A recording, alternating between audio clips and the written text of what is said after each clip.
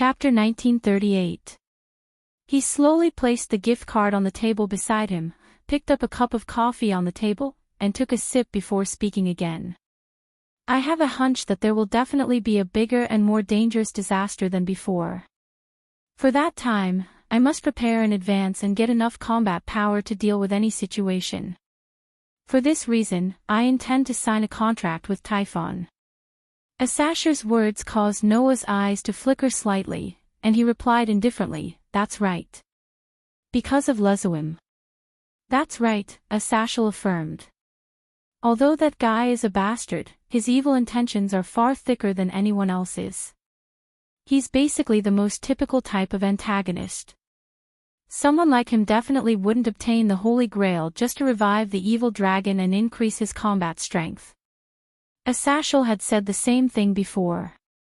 However, Noah didn't expect Asashel to be so serious in preparing a countermeasure. Forming a contract with Typhon was just a preparation for me. If Lezuim really leads the evil dragon army to attack us, Fafnir and I might not be enough. Asashel knocked on the table. Apart from me, I've also informed Sazax, Michael, and the rest of the mythical forces to prepare for the upcoming war. Are you ready for this? Noah frowned. Could it be that you're just worrying too much? Maybe it's because of that, Asashel said nonchalantly. However, there's nothing wrong with being careful. Now that the various factions have reached an agreement and achieved peace, all that's left is to remove the thorn in our side, the calamity. Under such a beautiful situation, I definitely can't let that bastard Lai Lin destroy the peace we've worked so hard to achieve. Asashel's eyes burned with fighting spirit as he spoke. That wasn't battle intent, but a sense of mission. The fallen angel governor, who wanted to see peace more than anyone else, would definitely not watch the upcoming peace be destroyed by a bastard like Lezuim. In fact, Sazax and Michael, who have dealt with Lezuim before, have also taken it seriously. They agreed with my point of view and began to make preparations. Asashel sighed. Although the rest of the mythical forces are also paying attention to the resurrection of the evil dragons, they don't think that Lezuim, the son of the Demon King, can do anything. They don't know that the evil dragons are only a threat, Lezuim is the real threat. Seeing that Athashel kept mentioning Lezuim's threat, Noah asked in confusion. I know that Lezuim is a bastard, but is he bad enough to make you so vigilant? You've only met him once, so of course you don't know how much of a bastard he is, Asashel said. Do you know why Wally hates Lezuim so much that he even wants to kill him? I'm not sure. Noah shook his head. However, Wally did say that Lezuim doesn't deserve the name of Lucifer. That's true. Asashel agreed with Wally's evaluation. All of that guy's behavior is just for his own enjoyment. He'll be happy when he sees others in pain, happy when he sees others in despair, happy when he sees others in tears and despair. It's as if he's the crystallization of malice and can't be called the Demon King. Or, in the eyes of others, the Demon King was just like what Asashel said, a bad guy. But if there was only evil without honor and dignity, how could he be called a king? And that guy Lezuim has nothing to do with honor and dignity. Asashel snorted coldly. The reason why Wally hates him so much is that he once instigated his son to abuse Wally. Noah was stunned. Since Lezuim was Wally's grandfather, he was naturally the father of Wally's father. Instigated his son to abuse Wally. Noah was stunned. Doesn't that mean that Lezuim let Wally's father abuse his son? That's right. Asashel's eyes flashed with unhappiness. In Lezuim's heart, son and grandson are not worth mentioning at all. They are all props for his enjoyment. He sincerely enjoys his son abusing his grandson and takes pleasure in it. Don't you think such a guy is a bastard? Not to mention the demon world that was currently changing, the demons who inherited the ancient demon king's bloodline were definitely not good people. Take Wally's father, Lezuim's son, for example, he was a typical demon. Not only did his son inherit the noble Lucifer bloodline, but he was also the White Dragon Emperor. His potential was limitless and was destined to stand out at the top of the world in the future. As the father of such a gifted kid, Wally's father didn't feel happy or proud at all.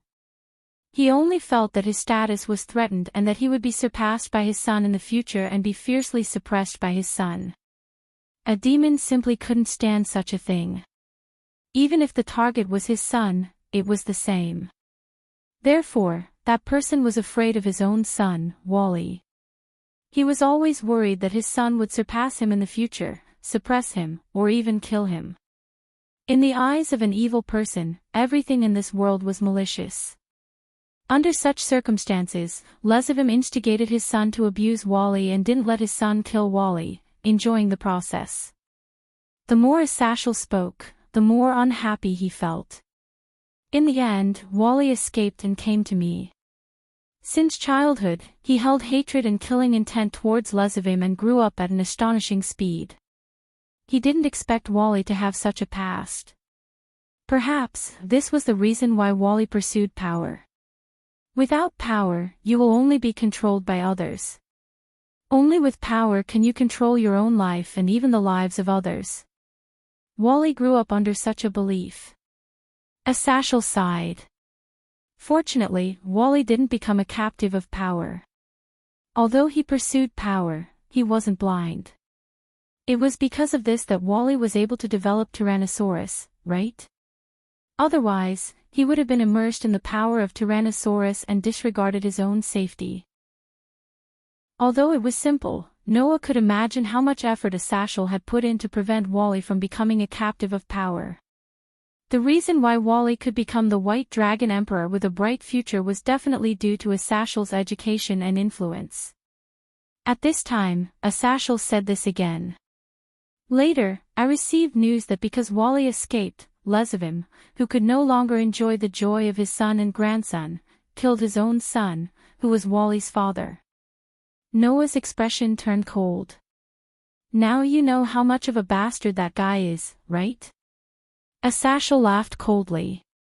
Since such a bastard has appeared again, he definitely won't stop until he turns the entire world upside down. Not to mention, he still has the Holy Grail and the evil dragon in his hands.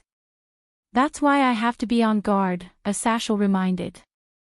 Haven't you noticed that Wally and his teammates have disappeared recently? After Asashel's words, Noah realized what Asashel meant. Indeed, he hadn't heard any news about Wally's team recently. They went to search for traces of the disaster squad. Asashel revealed the puzzle. No one wants to defeat Lezivim more than Wally.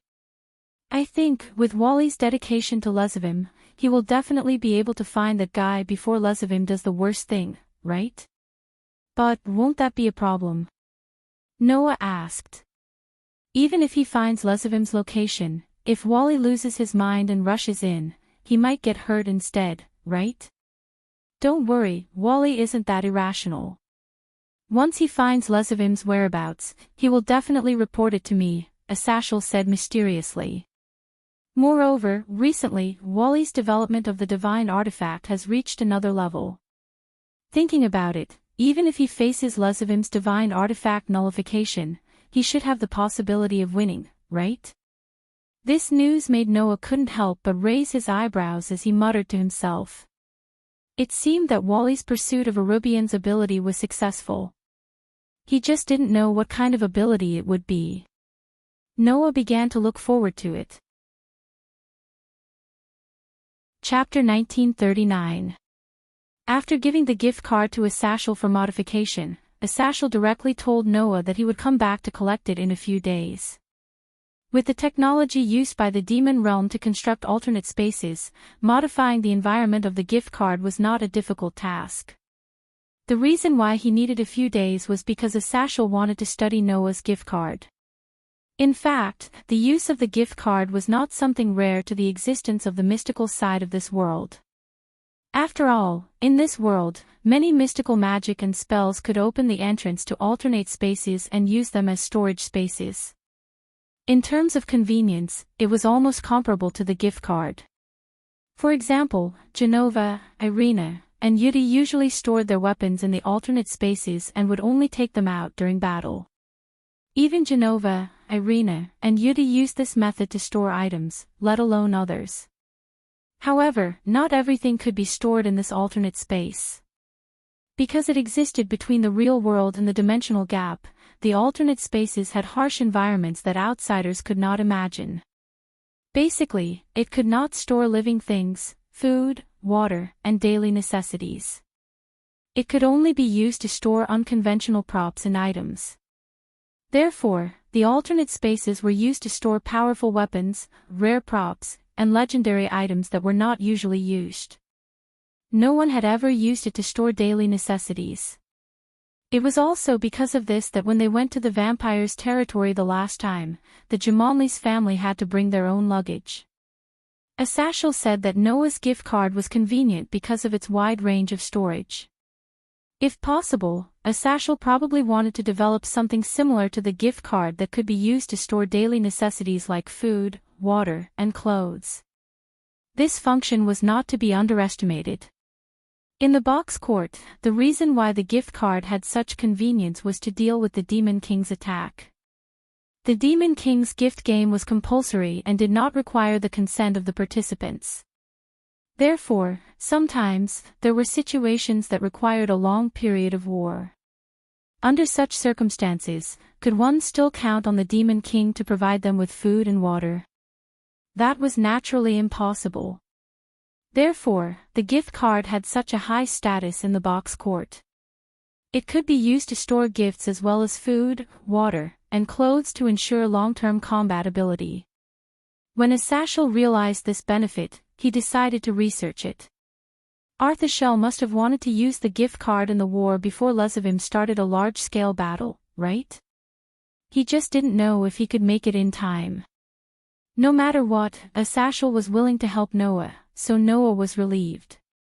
However, as soon as Noah left Athashel's place and was about to return to the human world, Sizak suddenly jumped out of a teleportation portal. Sizak noticed Noah and smiled. He raised his hand and greeted him like an old friend instead of a demon king. Yo, Noah. Looking for Asashel. It had to be said that Sizak's hearty greeting was indeed very approachable. However, that was not the demeanor of a demon king at all. Noah turned his head and looked in Sizak's direction. Apart from Sizak's, there was another person behind him. It was a tall woman with silver hair, but she was wearing a maid's uniform and exuded an awe-inspiring aura. Noah knew this person. She was Sizak's queen and the current demon king Lucifer's king. At the same time, she was also recognized as the strongest queen in the underworld Galifia. Back then, Noah had met Galifia during the marriage between Riaz and Rizel. Therefore, Noah knew about her. Although she was wearing a maid's uniform and was the head maid of the Gimli family, Galifia was Sizak's wife. Moreover, she was quite strong. Noah had heard that Galifia had once competed with Leviathan, Seraph, one of the 4 demon kings, for the title of the strongest female demon in the underworld. In other words, Galifia could compete with Leviathan, the demon king Seraph. Her strength was definitely on the level of a demon king. Noah hadn't seen Galifia for a long time. As soon as Noah saw Galifia, he immediately had a strange feeling. His eyes were fixed on Galifia, and he didn't shift his gaze away. Both Sizak and Galifia were stunned by this. Lord Noah.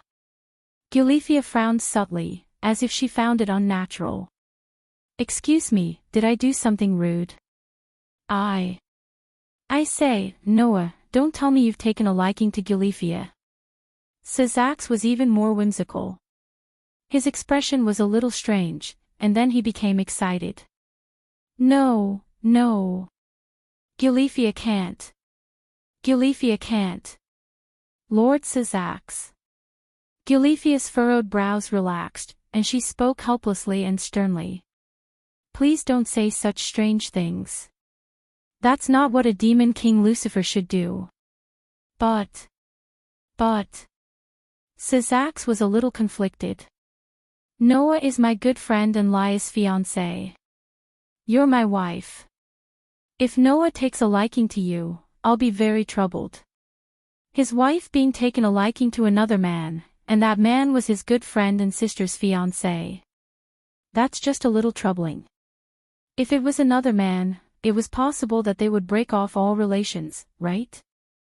Lord Sazax. Gulifia was about to teach him a lesson. However, Noah suddenly spoke at that moment. Gulifia, if I remember correctly, your surname is Lucifergus, right? Noah's sudden question stunned both Sazax and Gulifia once more. However, Gulifia quickly reacted. Although she was puzzled as to why Noah would ask such a question, she answered honestly. Yes, my full name is Gulifia Lucifergus. Noah's eyes suddenly flickered. Lucifergus. That surname was quite famous in the demonic world. It wasn't because it was the surname of the most powerful queen, but because it was a famous pure-blooded demonic family. Lucifergus wasn't one of the 72-pillar demonic families, but a famous demonic family outside of the 72-pillar demonic families. This family had served the demon king Lucifer for generations, and they were famous for it. However, Gulifia was the only one left in the family. This was because the one it served was not the current demon king Lucifer, but the previous demon king Lucifer. In other words, Lucifergus was a pure-blooded demonic family of the former demon king. When the 4 demon kings were all dead and the demonic world entered a period of reformation, Gulifia, as a member of the former demon king's faction, fought against the faction that wanted to bring in the current demon king. It was then that Gulifia and Seraph fought for the title of the most powerful female demon. In the end, Gulifia met and fell in love with Sazax, the hero of the reformist faction who displayed his prowess on the front lines. The two of them passed countless trials and finally got together, becoming a legend in the underworld. Noah had heard Leah's mention that before, but he forgot about it. Now, Noah narrowed his eyes at Gulifia's eye-catching silver hair, as well as the fact that she vaguely resembled a certain person in his memory, as well as the surname she used when she reported her name. Gulifia, are you really the only one left in your family? Why do you ask? Gulifia's face was calm, but her eyes became serious. The Lucifergus family was a faction that supported the former demon king. They were all wiped out, and I was the only one who chose to join the demon king's faction and serve the current demon king Lucifer. That's how I survived. It's no secret in the underworld. Yes, it's no secret in the underworld. Noah smiled bitterly. But the situation might be a little troublesome. Gulifia was puzzled. Sazax, on the other hand, seemed to have noticed something. He looked at Noah with a serious expression. Tell me about it. Chapter 1940. No one knew what Noah talked about with Sazax and Gulifia after that. However, a passing demon noticed that after Noah left, Sazax's expression was a little heavy, and he looked at Gulifia with a little worry in his eyes. Gulifia, who had always been strict, was at a loss, which was rare. After that, some observant people found out. Sazax and Gulifia were making a lot of preparations. What were they preparing for? They were preparing to go to war with the Disaster Squad. Previously, Azazel had mentioned that the Disaster Squad would definitely cause a huge disaster under the leadership of Lezavim. For this reason, Sazax, who had dealt with Lezavim for a long time, attached great importance to it and had been preparing for war with the Disaster Squad. Now, this kind of preparation was even more serious. It was so serious that Sazax called all his family members back, as if he was planning to have a final battle with a certain mythical force, which made many people secretly start to worry. As for Noah, he had returned to the human world and lived the same daily life as before. Everything seemed so calm, but there were undercurrents surging. Therefore, almost everyone had the same thought. This was the calm before the storm.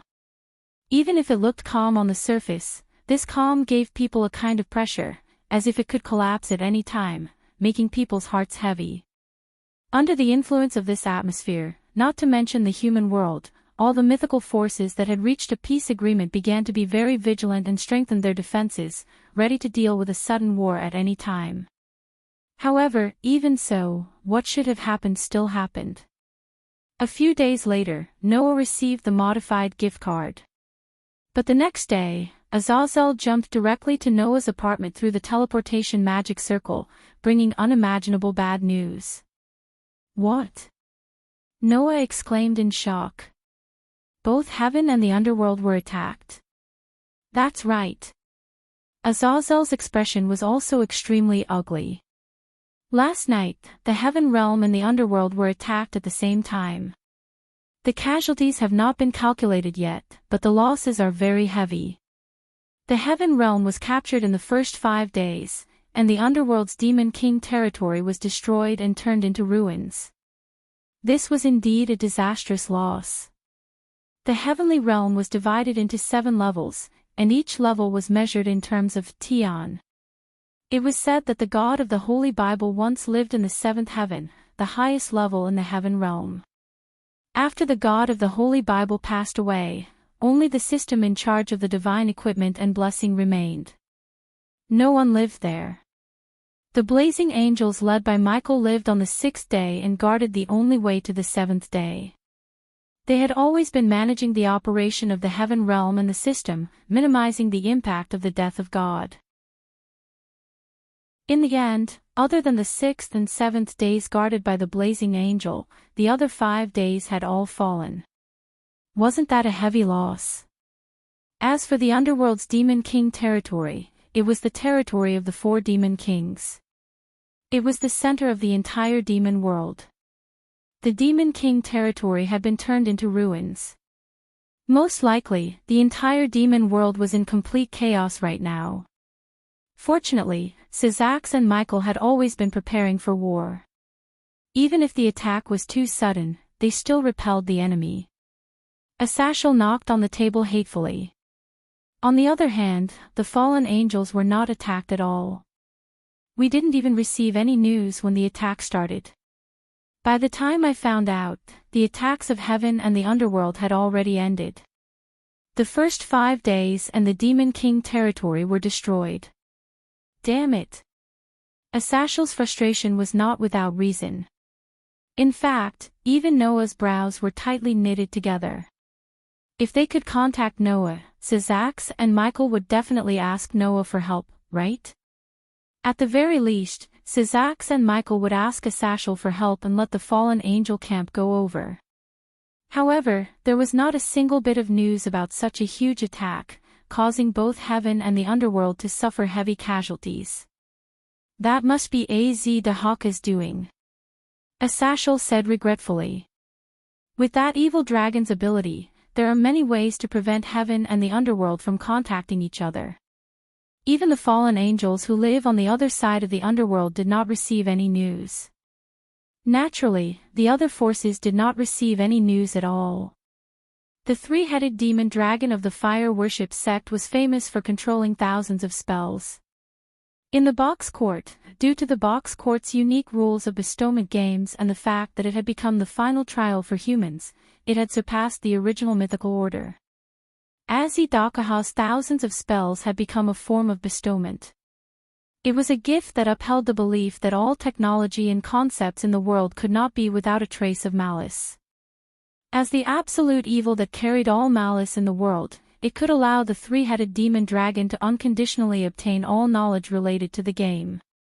In this world, the 3-headed demon dragon that had not transcended its own mythical relationship displayed magical abilities that were consistent with the mythical relationship.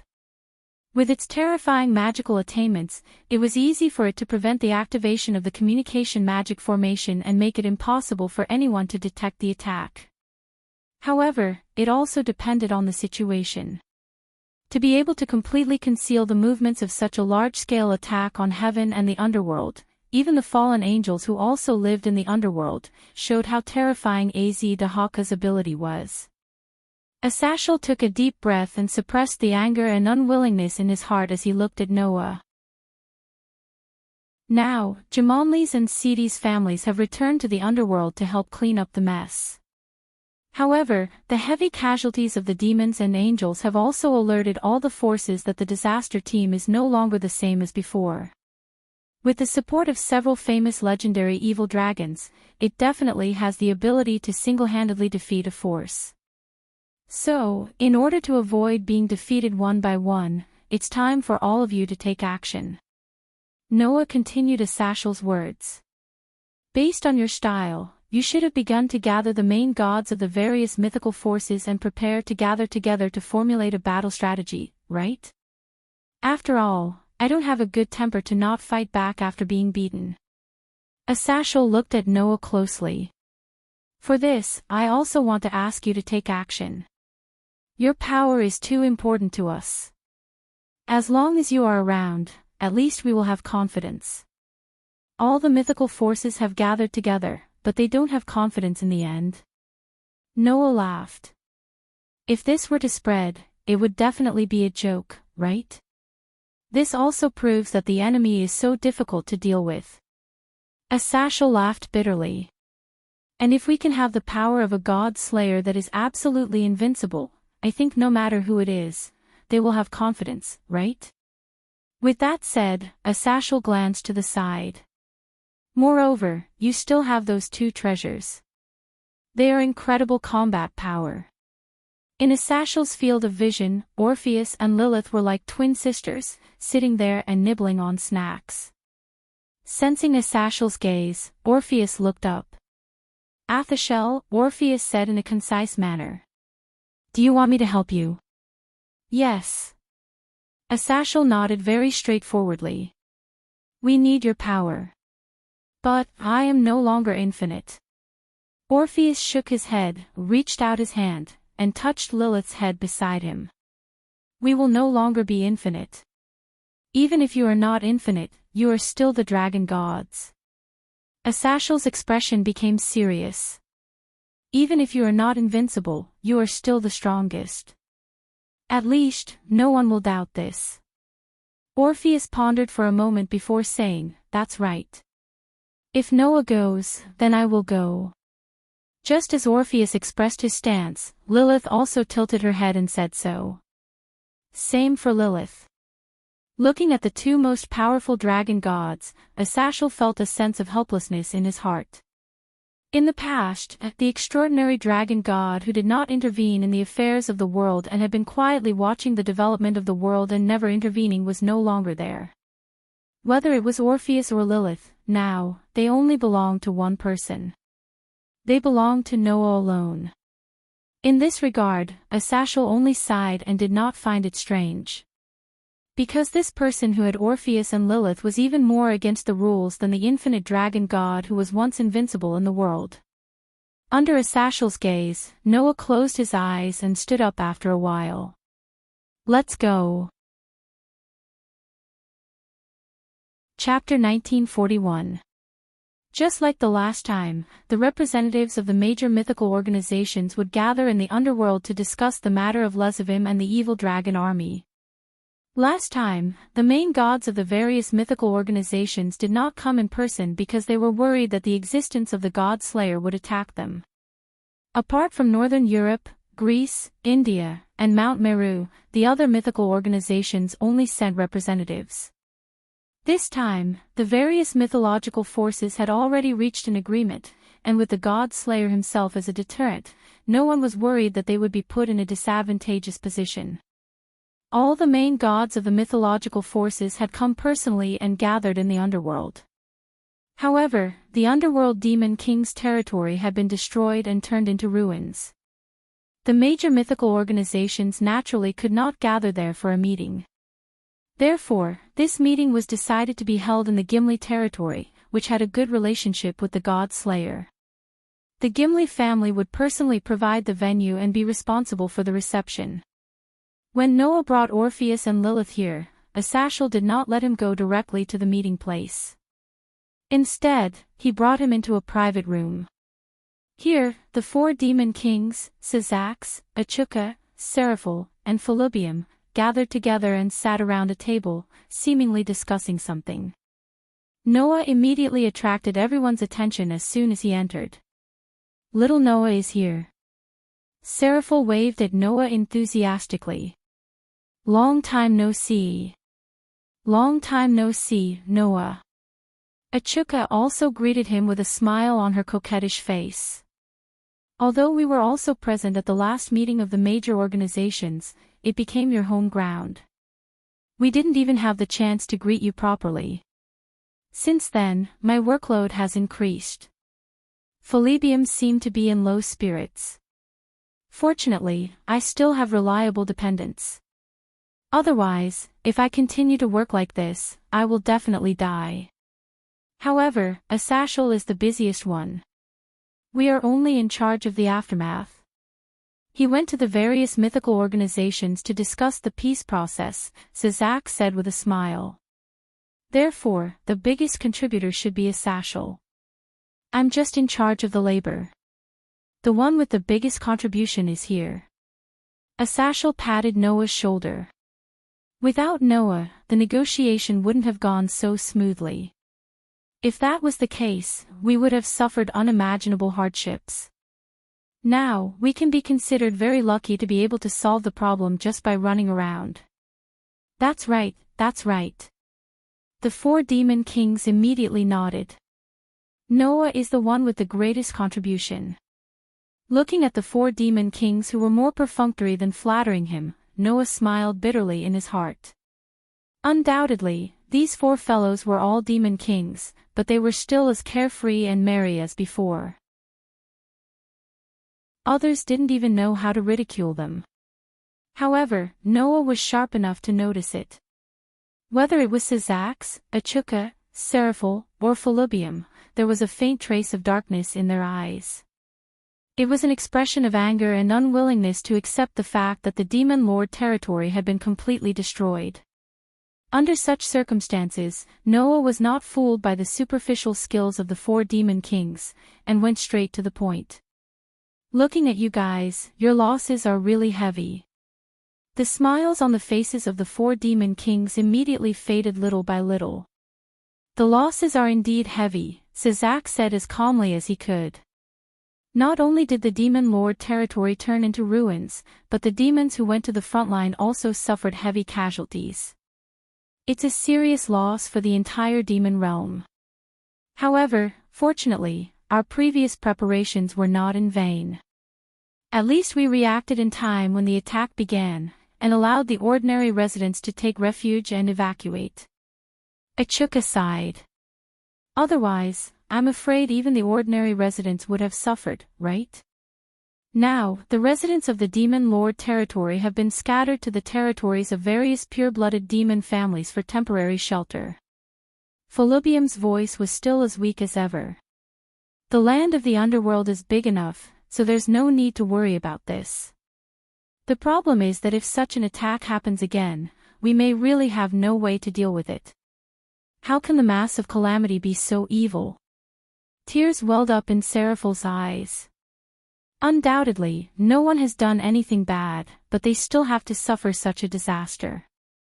The atmosphere began to become a little heavy. Obviously, the destruction of the Demon Lord territory had not only caused the demon realm to become chaotic, but it had also affected many people. Although Sizax, Achuka, Seraphil, and Philibium had different reactions, they were still brooding over the mass of calamity's attack. Currently, we're doing our best to analyze the tactic that Az Dahake used on the day of the attack to cut off the communication between the various forces and conceal the movement of the attack. Achuka unfolded an intricate magic array in her hands, and all kinds of mysterious characters jumped on it like data. I believe that it won't be long before this tactic is completely analyzed, and this kind of thing won't be allowed to happen a second time. However, Az Dahaka is the legendary evil dragon who has mastered thousands of types of magic. No one can be sure that he doesn't have a second similar tactic. Philibium continued Achuka's words. So, while Achuka is responsible for the technical analysis, we're also building a new communication tactic. Once it's successful, even if Az Dahaka uses a similar tactic, it won't work. Polybium's words made Asathiel breathe a sigh of relief. Polybium always looked like she was afraid of trouble and was weak, but this demon lord was an expert in military matters. The demon lord's contribution in successfully repelling the mass of calamity was probably the greatest. The 4 demon lords all had their own areas of expertise. Achuka was technical. Seraphil was diplomatic. Polybium was military. Syzax, on the other hand, was in charge of all miscellaneous matters other than technology, diplomacy, and military affairs. Therefore, in the past, when discussing important matters, Noah would talk to Syzax face to face instead of the other demon kings. Since Polybium said so, there should be no problem with this new communication method. After all, being able to maintain communication would give them the most advantageous situation on the battlefield. As a military expert, Polybium knew this best and would definitely be able to make perfect preparations. So, who are the attackers? Noah looked at the 4 demon lords. The heavens and the underworld were attacked at the same time. This proves that the massive calamity has split into 2, right? The 4 demon lords immediately looked at each other. The ones who attacked the underworld were the evil dragon army led by Az-Dahaka, Glendale, and Nidhogg. Syzax answered Noah's question. The ones who attacked the heavens were the evil dragon army led by Apophis and Radon. The evil dragon army. Asathiel's expression was somewhat unpleasant. That bastard Lilin, did he abuse the power of the Holy Grail and transform a large number of evil dragons? And forget about those evil dragon minions, the 3-headed evil dragon, the violent evil dragon, and the gluttonous evil dragon can continue to revive even if they are defeated. Seraphil said angrily. Especially that gluttonous evil dragon. It said something about my soft skin and tender flesh must be delicious. It kept drooling and trying to get close to me, but I can't kill it. It's so infuriating. Didn't I also get targeted by that violent evil dragon? Polybium said with a sigh. As soon as it heard that I was a demon lord, that evil dragon called Glendale kept rushing towards me. Even when it was attacked by my kin, it still rushed towards me as if nothing had happened. It's really unflattering.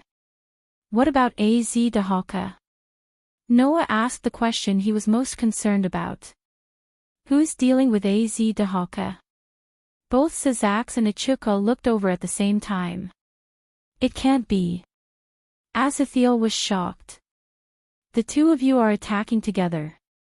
Syzax and Achuka were surpassers who could be ranked among the top 10 in the world. If one were to look at the dragon's level, they would be at least 2 heavenly dragon levels. Syzax and Achuka actually attacked together to deal with Az-Dahaka? We didn't use our full strength. Achuka shook her head. But we can also feel that Az-Dahaka didn't use his full strength either.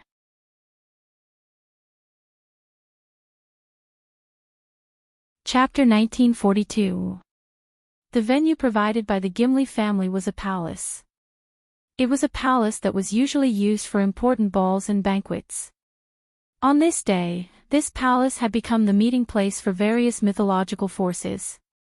An endless stream of gods and representatives from various forces entered the hall. At this moment, in the incomparably vast palace, a huge round table sat there. The round table was extremely large. Even if every seat was separated by 1 or 2 meters, there were still hundreds of seats. Those who could sit were all the main gods of the largest mythological forces. Among them, the 4 main gods, Odin, Zeus, Shiva, and Sakra, were also present. Just like in the previous meeting, they all sat in the seats closest to the main seat. The difference from the previous meeting was in the Greek mythology. This time, Zeus still had Poseidon beside him, but Hades was not there. Moreover, even Poseidon did not take a seat. He just stood beside Zeus like a guard. The main gods of the other mythological forces were all present. They were all discussing the attack on heaven and the underworld. Among them, keywords such as evil dragon, Holy Grail, and Son of the Demon King, could be faintly heard. This proved that all the forces attached great importance to this matter. It seemed that all the mythological forces were aware of the threat. Powerful evil dragons appeared one after another. A divine tool that could subvert the principles of life. The culprit who controlled all of this. When these factors were combined, even the demons and angels who had long been prepared for war suffered an unimaginable disaster. If the other mythological forces were attacked in the same way, in a situation where they were isolated and without help, they would probably suffer heavy casualties, right? Therefore, the gods had no choice but to be alert. There were many more gods participating in this meeting than the previous one. Coupled with such a discussion, the entire hall was extremely noisy. Until a certain moment, a god suddenly spoke. "They're here." As soon as the voice fell, the entire hall was silent. All the gods turned their eyes to the direction of the door, causing a huge pressure to fill the surroundings. Under such circumstances, Noah brought Orpheus and Lilith and arrived late. Behind him, Syzax, Achuka, Seraphil, Philibium, and Asashel walked in as if they were his entourage. Under the silent pressure, almost all the gods cast their gazes on Noah at the first moment and started whispering to each other. "Is that the god slayer? He was the one who easily defeated the three main gods of Greece, right? I can faintly sense the fluctuations of a dragon, as well as a sense of oppression. It seems that he is indeed not a simple character." As they had not come personally the last time, many of the main gods of the mythical organizations had not seen Noah before. Now that they had seen the legendary god-slayer with their own eyes, all the overgods present paid special attention to him. They constantly studied Noah. However, when they saw Orpheus and Lilith next to Noah, all the overgods were slightly stunned, and they all shut their mouths. Only Sakra looked at Orpheus and Lilith, who were obediently following behind Noah, and curled his lips into a smile. Just as the rumors say, the infinite dragon god has been split into two, and it has yet to reunite as one. What a waste. The originally invincible dragon god has become like this. It really makes one unable to laugh even if one wanted to. Just like before, Sakra's words were so nasty that one could not help but feel angry. However, Asashel also said that the more important a person was to Sakra, the worse Sakra's attitude would be. Now, Sakra had said such nasty words to Orpheus and Lilith. It meant that Orpheus and Lilith were still highly valued in Sakra's heart, right? However, this time, Shiva also looked at Orpheus and suddenly smiled. "Orpheus, it has been a long time since we last met, right?" Orpheus raised his eyes and looked at Shiva, but he did not have any reaction. He only spoke faintly. "Long time no see." "Yes, I still remember the first time we met," Shiva said with a nostalgic tone. "The feeling you gave me was endless and mysterious. You were like a black hole. You could die if you touched it. There was no limit. Looking at you like that, I felt powerless. You, the infinite dragon god, the true red dragon god emperor, and the god slayer can also be counted as one who can make me feel powerless." Saying that, Shiva shook his head in pity. "It's a pity. Although you're still powerful, you're no longer as suffocating as before. Since your other half is by your side, why don't you return to being limitless, to being invincible?" Hearing that, Orpheus fell silent. At this time, Lilith raised her head and looked at Shiva. She said, "Don't worry, Shiva. You are not Lilith's match." This sentence made Shiva choke. Yes. Even if his power had greatly decreased, Shiva was still not Orpheus and Lilith's match. Since Shiva, who used to be ranked second, was not Orpheus and Lilith's match, then no one else could beat Orpheus and Lilith. Was Lilith indirectly saying that even if they did not return to being one, the dragon god was still undefeatable? As expected of the once invincible existence. Sakra laughed mockingly. You are more arrogant than before. Arrogant? Lilith immediately tilted her head. She almost had a question mark printed on her forehead. Her face was full of confusion. Lilith. Arrogant. Just as Lilith was confused, Orpheus reached out his hand and stroked Lilith's head as usual, making Lilith reveal a comfortable expression. Seeing that, Noah could not help but laugh. Although he knew that it was not the time to laugh, Noah still could not help but want to laugh.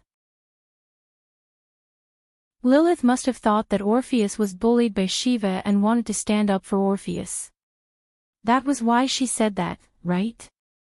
In the end, Lord Dragon God's pure and innocent thoughts were mistaken by Shiva and Sakra as Lilith telling them that even if they did not return to being one, they were still not his match. In the end, they had nothing to say. It really made people want to laugh. However, it had to be said that Lilith's unintentional words did help Orpheus vent his anger. If it weren't for Lilith, then it would be Noah's turn to help Orpheus vent his anger. By the way, let me tell you another piece of news, Asashel suddenly said. Orpheus and Lilith have already formed a contract with Noah, and it is a servant contract. This time, the three of them will be our trump card. A stone stirred up 1,000 ripples. The dragon god formed a contract with the god slayer. And it is a servant contract? My god, all the gods were in an uproar. Even Shiva's and Sakra's pupils shrunk slightly as their gazes returned to Noah. This person had done something that made even the gods feel powerless. The god slayer and the infinite dragon god. Even Odin laughed bitterly. The first and second place actually formed a contract. This is something that cannot be laughed at, right? Little brother, you are really good. Zeus laughed heartily. He did not have any negative emotions from being bullied by Noah. Even the infinite dragon god was subdued. Then it is not embarrassing for us three brothers to lose to you. The other main gods also began to look at Noah as if they wanted to get to know Noah again.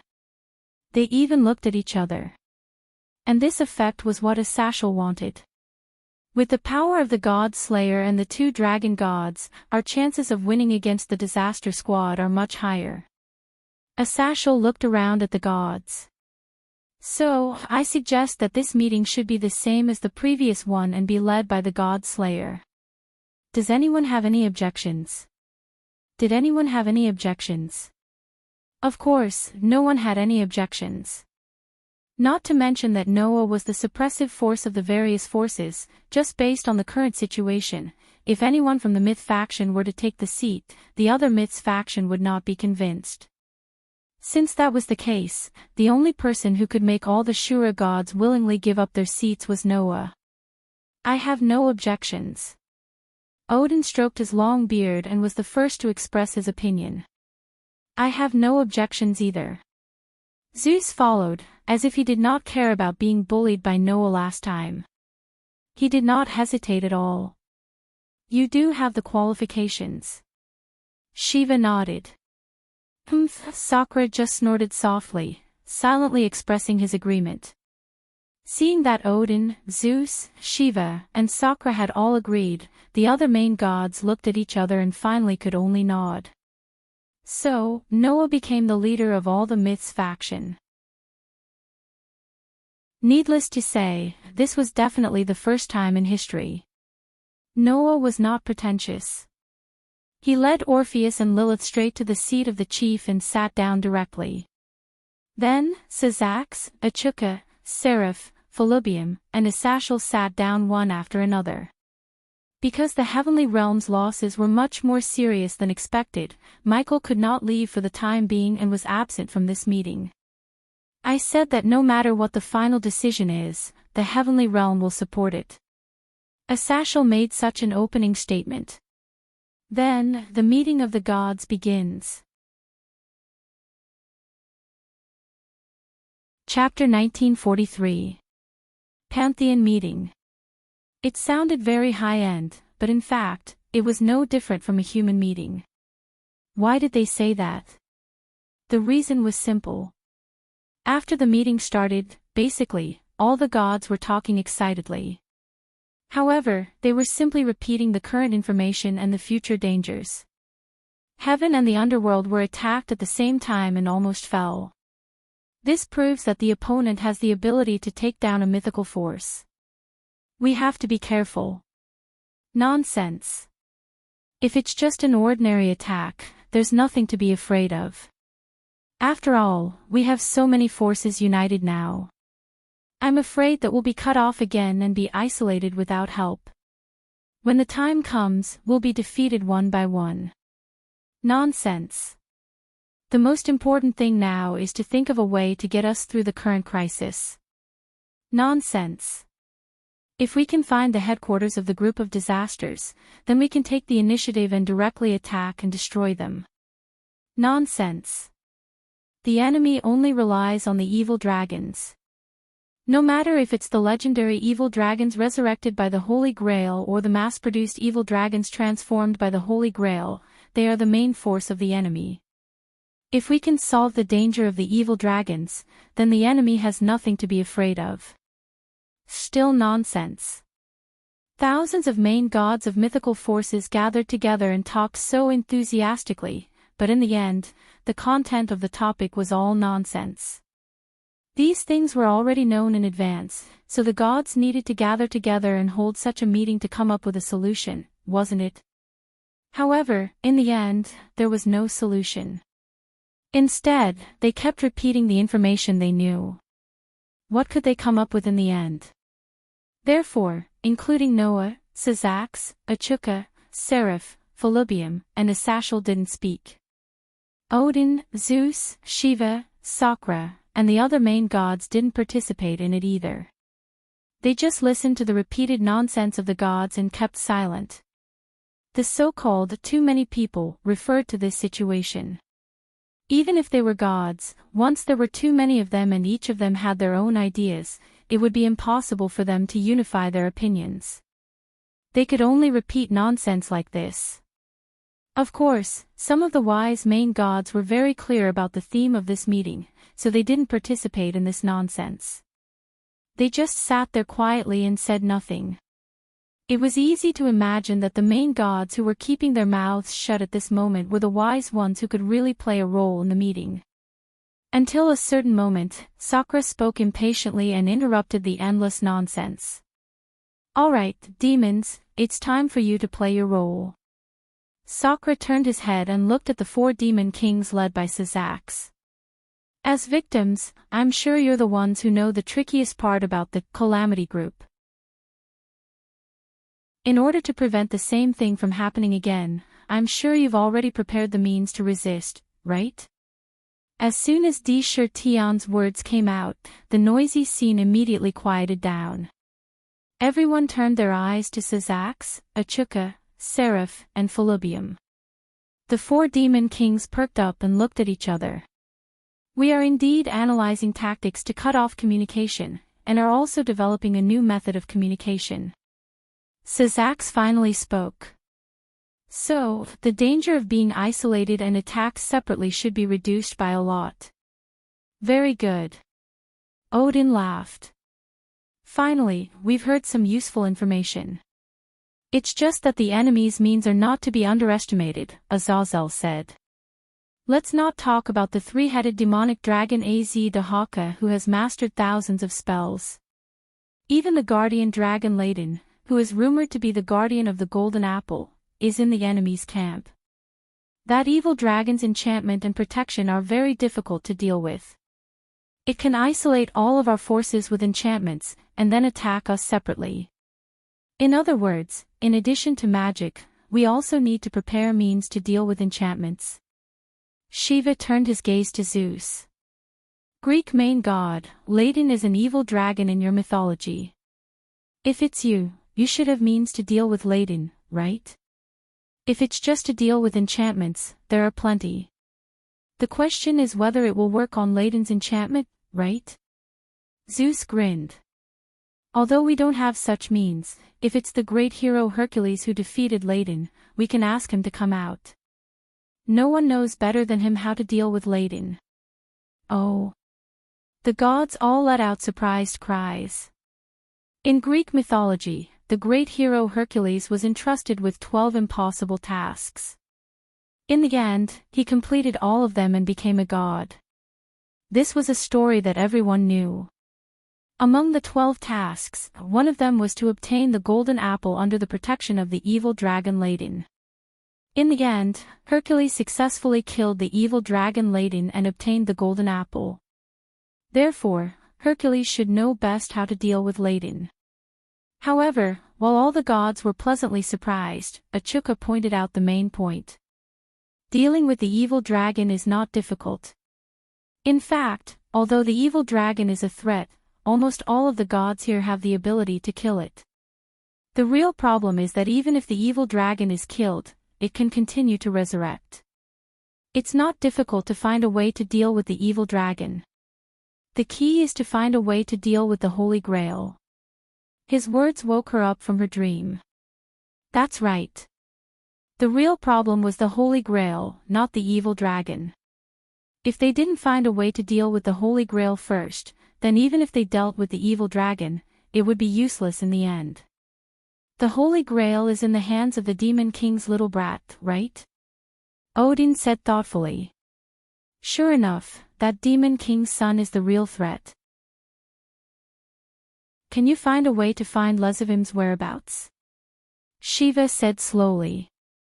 There shouldn't be anyone who knows the former Demon King's son better than the demons, angels, and fallen angels, right?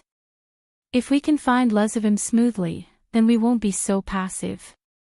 Sazak's expression became serious. As early as after the turmoil of the vampires, we began to look for Lezivim. Unfortunately, until now, we haven't found any clues. Speaking of which, aren't there still 2 holy grails with the fallen angels? Sakura glanced at Asashel. Governor of the fallen angels, can't you think of a way? It's easy to say. Asashel couldn't help but be speechless. If there is enough time, maybe we can get some results. The problem is that by that time, it will be too late, right? All the gods suddenly frowned and fell into a dilemma.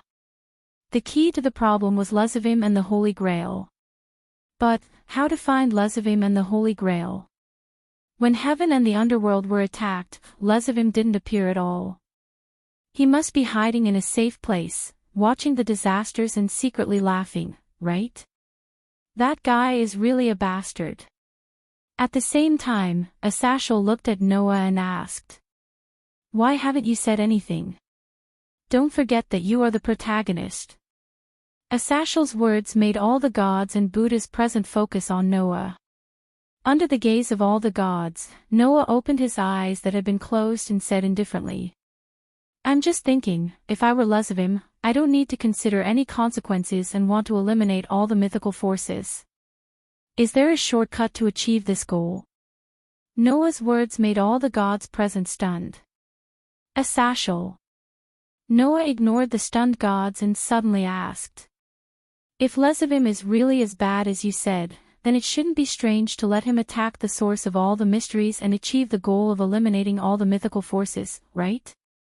The source of all the mysteries. Asashel was stunned, then seemed to realize something and gasped. You mean, that's what I was thinking. Noah narrowed his eyes. Lezivim will act soon. With such a sentence, Noah stood up and looked around at all the gods present. If I'm not wrong, Lezivim's next target is not any mythical force, but humans. He will definitely eliminate humans. All the gods present almost instantly understood what Noah meant, and all of them showed a horrified expression. Chapter 1944. Annihilate humans. If Lezivim really did such a thing, then there was no doubt that he could easily annihilate all the mythical powers. Because humans were the root of all mysteries. At least, that was the case in this world. Why could various mythical systems exist? Because of faith. If there was no faith, then no matter if it was a god or a Buddha, they would all die. Because of this, before the peace treaty was concluded, the various mythical powers would reject each other. Because the rest of the mythical powers were competitors for their faith. If it wasn't for the appearance of Noah, who laid the foundation for the peace treaty with his extremely tyrannical and overbearing strength, then it would be almost impossible for Asashel to achieve the peace treaty with all the mythical powers and usher in world peace. Not to mention other things, Shiva and Sakra had been competing for popularity since ancient times. Even if they reached a peace treaty, they were still secretly opposing each other, never stopping for a moment. From this, it could be seen how important faith was to a mythical power. Not to mention the rest of the mythical powers, even demons, angels, and fallen angels had now fallen to the point where they couldn't survive without humans. Even vampires, if they didn't have human blood to survive, sooner or later, they would also go on the road to extinction, no different from the other races and powers. Therefore, once humans really perished, no one would need to do anything. Sooner or later, all the mythical powers would go to extinction and completely disappear from human history. After fully understanding Lezavim from Asashel and Wally, coupled with their previous dealings, Noah had already placed himself in the role of Lezavim, while the gods were arguing endlessly over nonsense, and began to imagine himself in the role of Lezavim. If he was Lezavim, knowing the importance of humans and wanting to annihilate all the mythical powers, would he do something like annihilating all the humans? The answer, yes. Why didn't Lezavim attack the other powers, or even the fallen angels, but only the angels and demons? Because angels and demons are easier to attack. Not necessarily, right? Noah said this when all the gods were shocked. Let's not talk about the angels for now. The demons have Sizax and Ichuka. As surpassers who are as famous as Sizax and Ichuka, it's impossible for Lezavim not to know how troublesome the two of them are. Instead of attacking the demons, why don't we attack the forces that don't have the top 10 powerhouses in the world, or simply continue to attack the heavily injured vampires?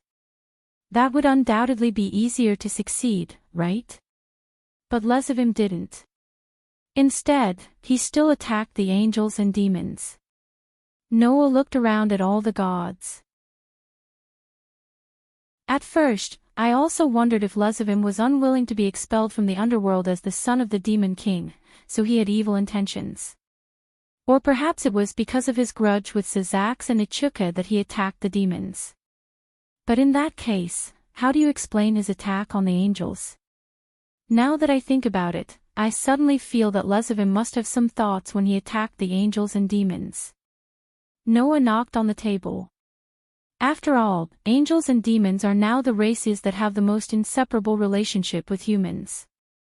In order to maintain the prosperity of the race, demons had long developed demon pawns with the technical support of Ichuka, which could reincarnate creatures of other races into demons. Angels were lives created by the God of the Bible. After the God of the Bible passed away, they could no longer be increased. Therefore, after reaching a peace agreement, they relied on the reincarnation technology of demons to develop means to reincarnate people with deep faith into angels. In today's demon world and angel world, reincarnated people had become an indispensable part. And most of these reincarnated people were humans. Although Lezavim, this surpasser, is the crystallization of malice, I have to say that he's really a lousy guy. Noah curled his lips and smiled. When we were in the vampire's territory, he tried to seal off my trump card, but he neglected the uncontrollable nature of the evil dragon. This time, he launched a sudden attack to divert our attention and make us think that he's planning to attack the various mythical organizations. While we're focused on defending ourselves, he'll be able to proudly attack the humans, right? It's just that the idiot who was occupied by the idea of attacking humans also chose the angels and demons that have the closest relationship with humans. This makes people feel that there's a trace. Noah looked at Athasiel and said. Just like how he instigated his son to abuse his grandson for fun and even forbade his son from killing Varley. He never thought that after doing this, when Varley, the child who inherited the power of Lucifer and the White Dragon Emperor, grows up, that kind of hatred will pose a great threat to him. He's just a clown jumping around. In other words, although Lezivim's various malice would cause harm to others, it would also bury endless future troubles for himself every time. The son of the demon king who was immersed in the despair, pain, and confusion of others only thought of enjoying everything. Like a drug addict, he would think of ways to pursue it all day long, but never thought that he was addicted to drugs. He could not achieve anything, but he was good at spoiling things. However, such a lousy guy obtained the Holy Grail, which caused all the disasters. Next, Lezivim's target of attack will be humans. What we should do is not to consider our own defense, but to set up a net in the human world and wait for him to jump in himself. Noah concluded with this sentence. This is my idea. Of course, it's only my idea. Everything is speculation. It's up to you to believe it or not. The over-gods of the various organizations looked at one another when they heard that. They all fell silent. It had to be said that Noah's reasoning was reasonable and well-founded. He had completely unearthed the essence of Lezivim and reached a final conclusion. It was really persuasive. However, this was still only a speculation. If it was wrong, when all the forces were investing their strength in the human world, Lezivim would take advantage of the fact that their defenses were greatly lowered to attack the headquarters of the various forces. What would the consequences be then? It was unimaginable. This possibility was not non-existent. Under such consideration, the various forces really wanted to ignore this speculation and only care about their own safety just in case. However, if that was the case, when the humans were wiped out by Lezivim, they would only be digging their own graves. It was up to the various forces how to make the choice. I agree with Noah's decision. Asashel was the first to express his opinion. That bastard Lezivim will definitely do such a thing. Therefore, the fallen angels will put all their efforts into defense in the human world. After Asashel expressed his opinion, the four demon kings, Sazax, Achuka, Seraph, and Felubium, looked at each other and nodded. The demons will also fully enter the human world to take precautions. The main gods of the various mythical forces hesitated. Sigh. Odin sighed and rubbed his shoulders. It seems that an old man like me will have to accompany you young people to play some exciting games. Norse mythology. Participate. That's true. Zeus grinned. We can't let the humans be wiped out. Greek mythology. Participate. You actually want me, a god of destruction, to do such a thing as protecting the humans. What a joke. Shiva mocked himself and then the corners of his mouth rose. But, it's not my style to be a coward. Indian mythology. Participate. A group of gods are actually led by a little demon left behind by a demon king. That's outrageous. Indra's words were still sarcastic, but he also curled his lips. Forget it. Since we are gods, then we should do something to save the humans. Mount Meru. Participate. Seeing that the four most important mythical forces had announced their participation, the other main gods of the mythical forces began to struggle. In the end, they gritted their teeth and nodded heavily one after another. Egyptian mythology participates. Kettle mythology participates. Roman mythology participates. We will all participate. All the main gods expressed their opinions, making Sazax, Asashel, and the others laugh. Noah suddenly smiled and stood up. From now on, we will fully enter the war to protect the humans. Chapter 1945. The meeting lasted from noon until late at night. It was only when the sky began to brighten slightly that the door of the meeting hall opened. The main gods of the various mythical organizations brought their attendants and immediately activated the teleportation magic formation the moment they stepped out of the door, returning to their base camps. Next, what they needed to do was to arrange the tasks that were just assigned in the meeting, and at the same time, make preparations as much as possible so that they could face Lezavim and the evil dragon army in the human world. Of course, as a precaution, the various mythical organizations also made their own preparations to prevent Lezavim from directly attacking the mythical organizations. And all of this had to be done secretly. If Lezavim sensed that the human world had set up an inescapable defense, then that guy would definitely not appear again, or he would simply turn around and attack the various mythical organizations whose defenses were greatly reduced. If that happened, then it would be troublesome. Therefore, the defense of the human world had to be carried out quietly until the moment Lezavim appeared and dealt a fatal blow. After the main gods left the meeting hall one by one and returned to their base camps through the teleportation magic formation, Noah and the others slowly walked out. Then, we'll also go back and make preparations. Sazax turned his head and looked at Noah. If there's anything, just contact us directly. Yes, Seraphil said with a smile. You should have our contact information in that phone of yours. Don't be shy, try to contact us as much as you can. Got it. Noah nodded. Go on with your work. The 4 demon kings, Sazax, Achuka, Seraphil, and Felubium immediately activated the teleportation magic formation and left the meeting hall under the watchful eyes of Noah and Asashel. At the same time, a god walked out of the meeting hall and came to Noah. To be honest, I'd like to have a fight with you.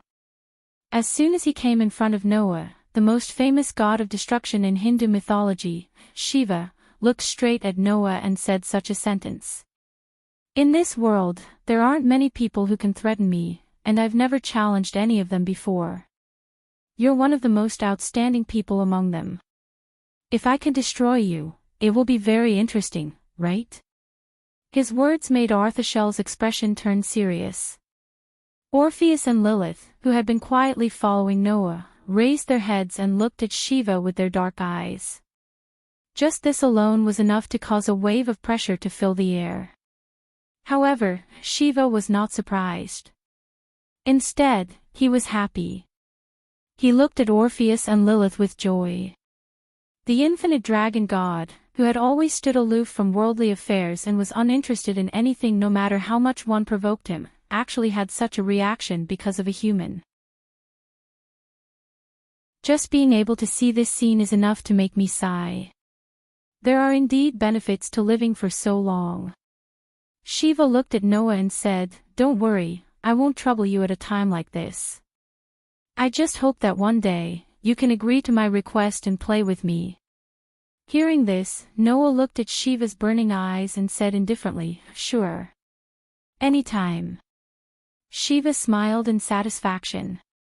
He turned around and disappeared from where he stood. There was no sign of him moving at all. "Do you really want to fight with that god of destruction?" Arthashel could not help but ask. He is the most powerful god besides the real Red Dragon Emperor and the Infinite Dragon God. Even Sakra, who is known as the most powerful martial god, doesn't want to confront him directly.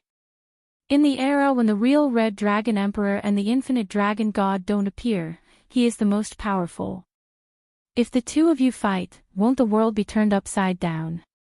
Hearing Arthashel's words, Noah did not have time to answer before a mocking laugh sounded. At least, compared to playing with the little devil left behind by the former demon king, the play between the god slayer and the god of destruction should be more attractive, right? With that, Sakra walked out of the venue. Even if he is a god slayer, he is still a human after all. His life is limited, unlike a god. As long as there are no accidents, there wouldn't be any problem even if he lived until the end of the world. Sakra came in front of Noah and looked at him closely as he grinned. Leaving behind endless glory in a limited time, that's how humans have always lived. Every human who can challenge the gods will leave behind glory that coexists with history. You don't want to die in obscurity, do you? Arthashel shut his mouth. Orpheus and Lilith also became silent. Only Noah met Sakra's gaze and said this with a lukewarm tone. Do you think you know humans very well? I don't know them well, I should say that I have seen a lot. After living for so many years, what kind of humans have I not seen? Sakura shook his head and said. I just want to remind you that holding power that doesn't belong to humans and making all gods revere you is indeed amazing. But doesn't it mean that if you are stronger, then everyone will be at your mercy? With that said, Sakura looked at Noah with a completely different expression than Shiva. If it was said that Shiva's gaze towards Noah was filled with burning fighting intent, then Sakura's gaze towards Noah was filled with boundless ambition. Then, Dishir Tian left behind such a sentence. Don't underestimate a god. After saying that, Dishir Tian passed by Noah's figure and gradually disappeared like a cloud of mist. That attitude was simply arrogant to the extreme. However, Noah and Arthashel looked at each other, one curled his lips and laughed, the other gloated. It seems that guy is really afraid of you, Arthashel said. He actually couldn't help but say these words of bravado in front of you. That doesn't seem like something a guy called the strongest Einherjar would do. Noah shrugged and didn't say anything. On the contrary, Arthashel's expression suddenly became serious and said such a piece of news. Do you know? The people of the hero sect have actually become Sakura's vanguard. Hero sect. Noah was slightly startled and said in surprise. Those guys were released by you. It should be said that they were all softened by Sakura, Arthashel said helplessly. After you showed your skills last time, Sakura requested to meet with a few people of the hero sect. Later, he asked to release them, intending to take those descendants of heroes under his command and work for him. In the end, you agreed just like that. Noah was speechless. Really generous. There are 3 holders of the God's Extinguishment Tool in the hero sect, right? In fact, Sakura came for Chow Chow, Galgar, and Leonardo, the 3 holders of the God's Extinguishment Tool. Arthashel spread out his hands. If it was in the past, of course, we wouldn't agree to let them go so easily and be used by that ambitious guy who wants to defeat Shiva all day long. But with you as a restraint, Sakura can't make any waves. We just went with the flow and let Sakura owe us a big favor. However, now it seems that Sakura didn't take Chow Chow, Galgar, and Leonardo under his command just to increase his combat power to deal with Shiva. Arthashel looked at Noah with some worry. That guy, it's very likely that because of your appearance, he had the idea of taking the God's Extinguishment Tool from the hero sect. After all, the only weakness of Noah who could use another cosmology was humans. Only humans could defeat Noah. Sakura probably wanted to rely on Chow Chow, Galgar, and Leonardo to restrain Noah, right? In this regard, Noah's eyes flashed and the corner of his mouth rose. Chow Chow is indeed a talent. Even God and Demon King can't ignore him. But since he couldn't win against me before, it's impossible for him to win against me in the future.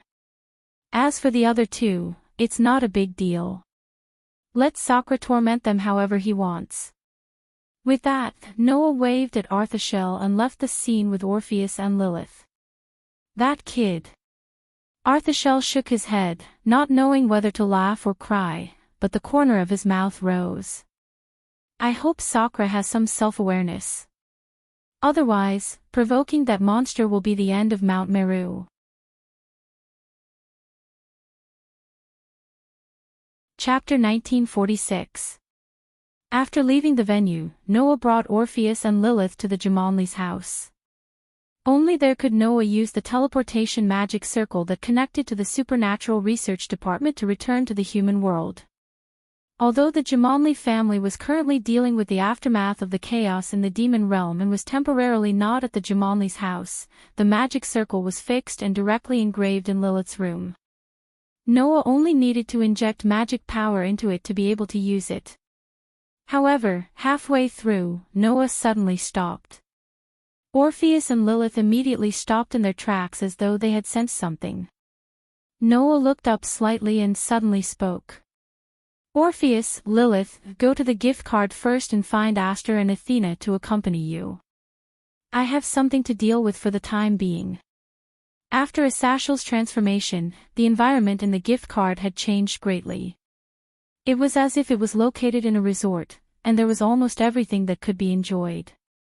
With Orpheus, Lilith, Aster, and Athena as companions, there was no need to be afraid of loneliness and boredom.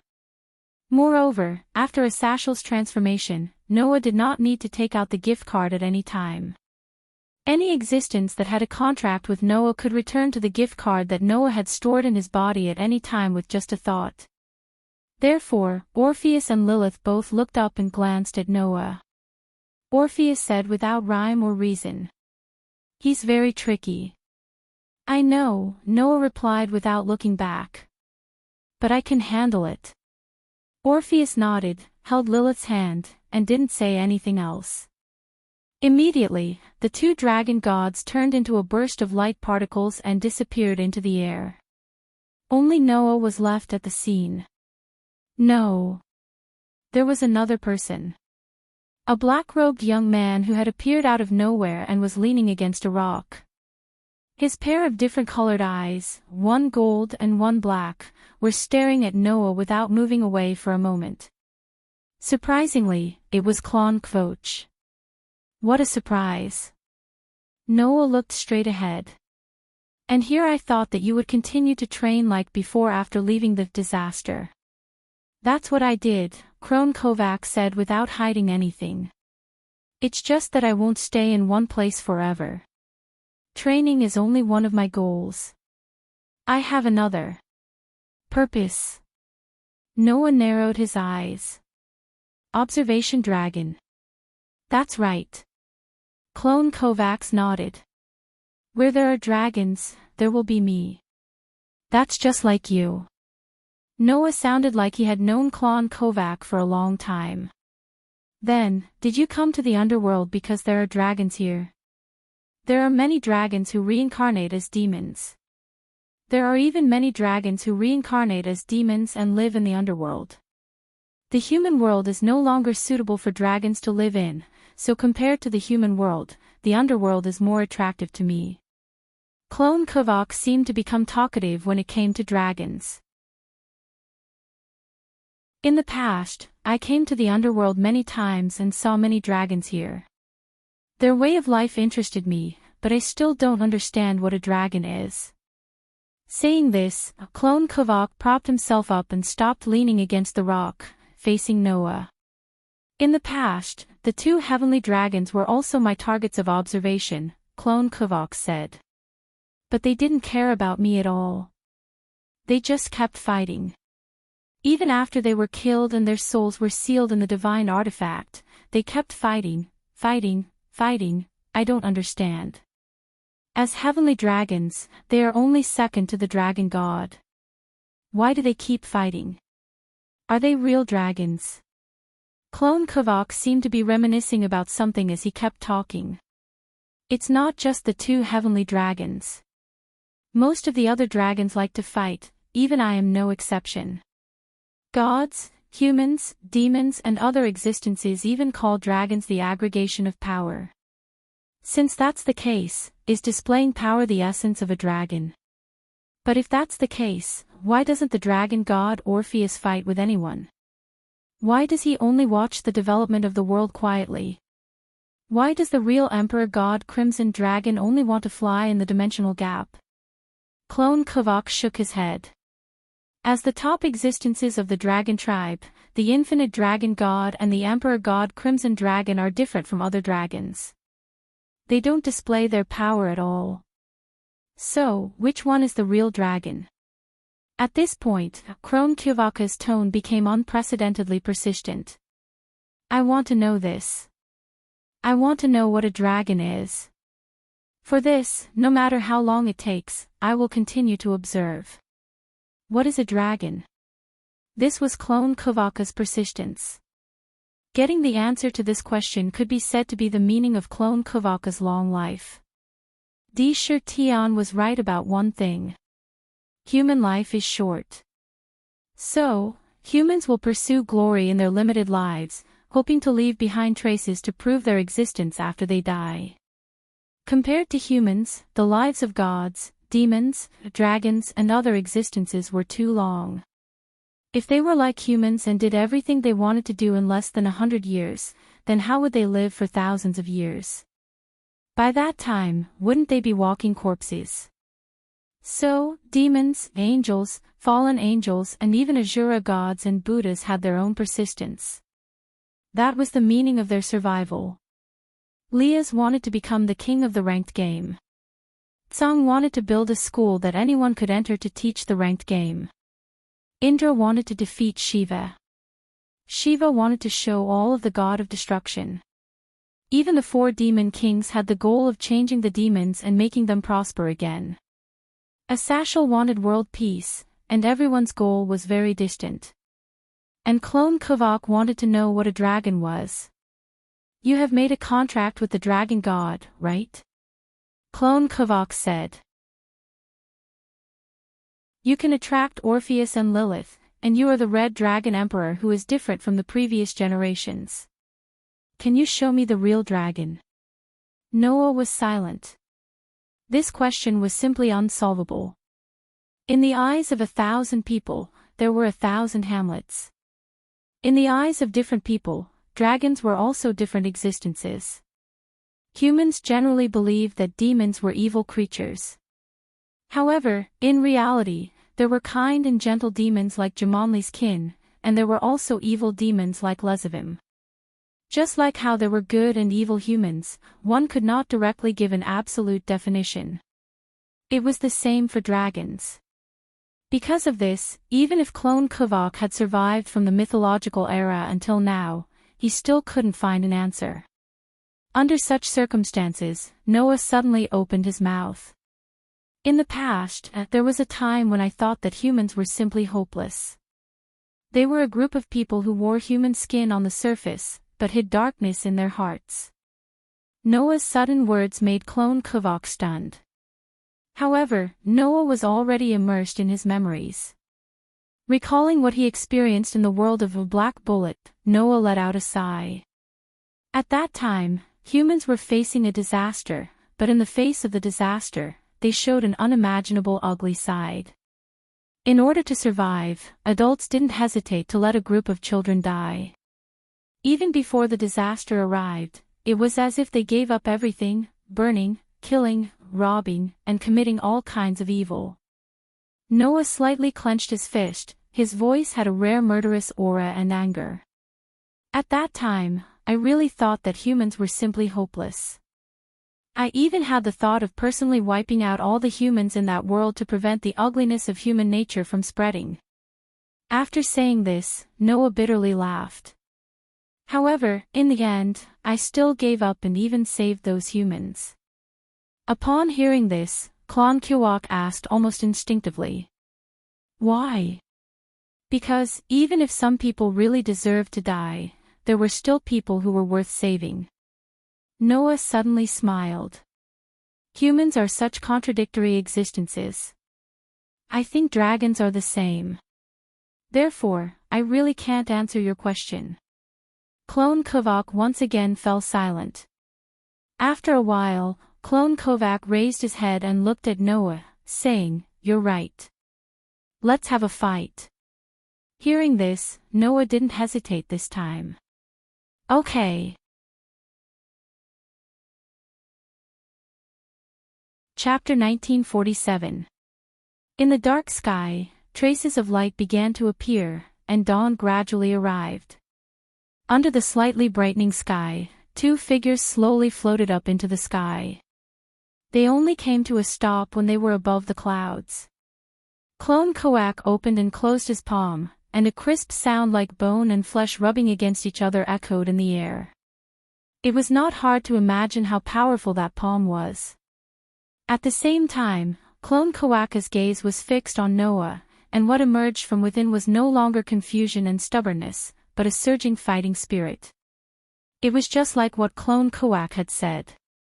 Other than the Red Dragon Emperor and the Infinite Dragon God, the other dragons were all competitive masters.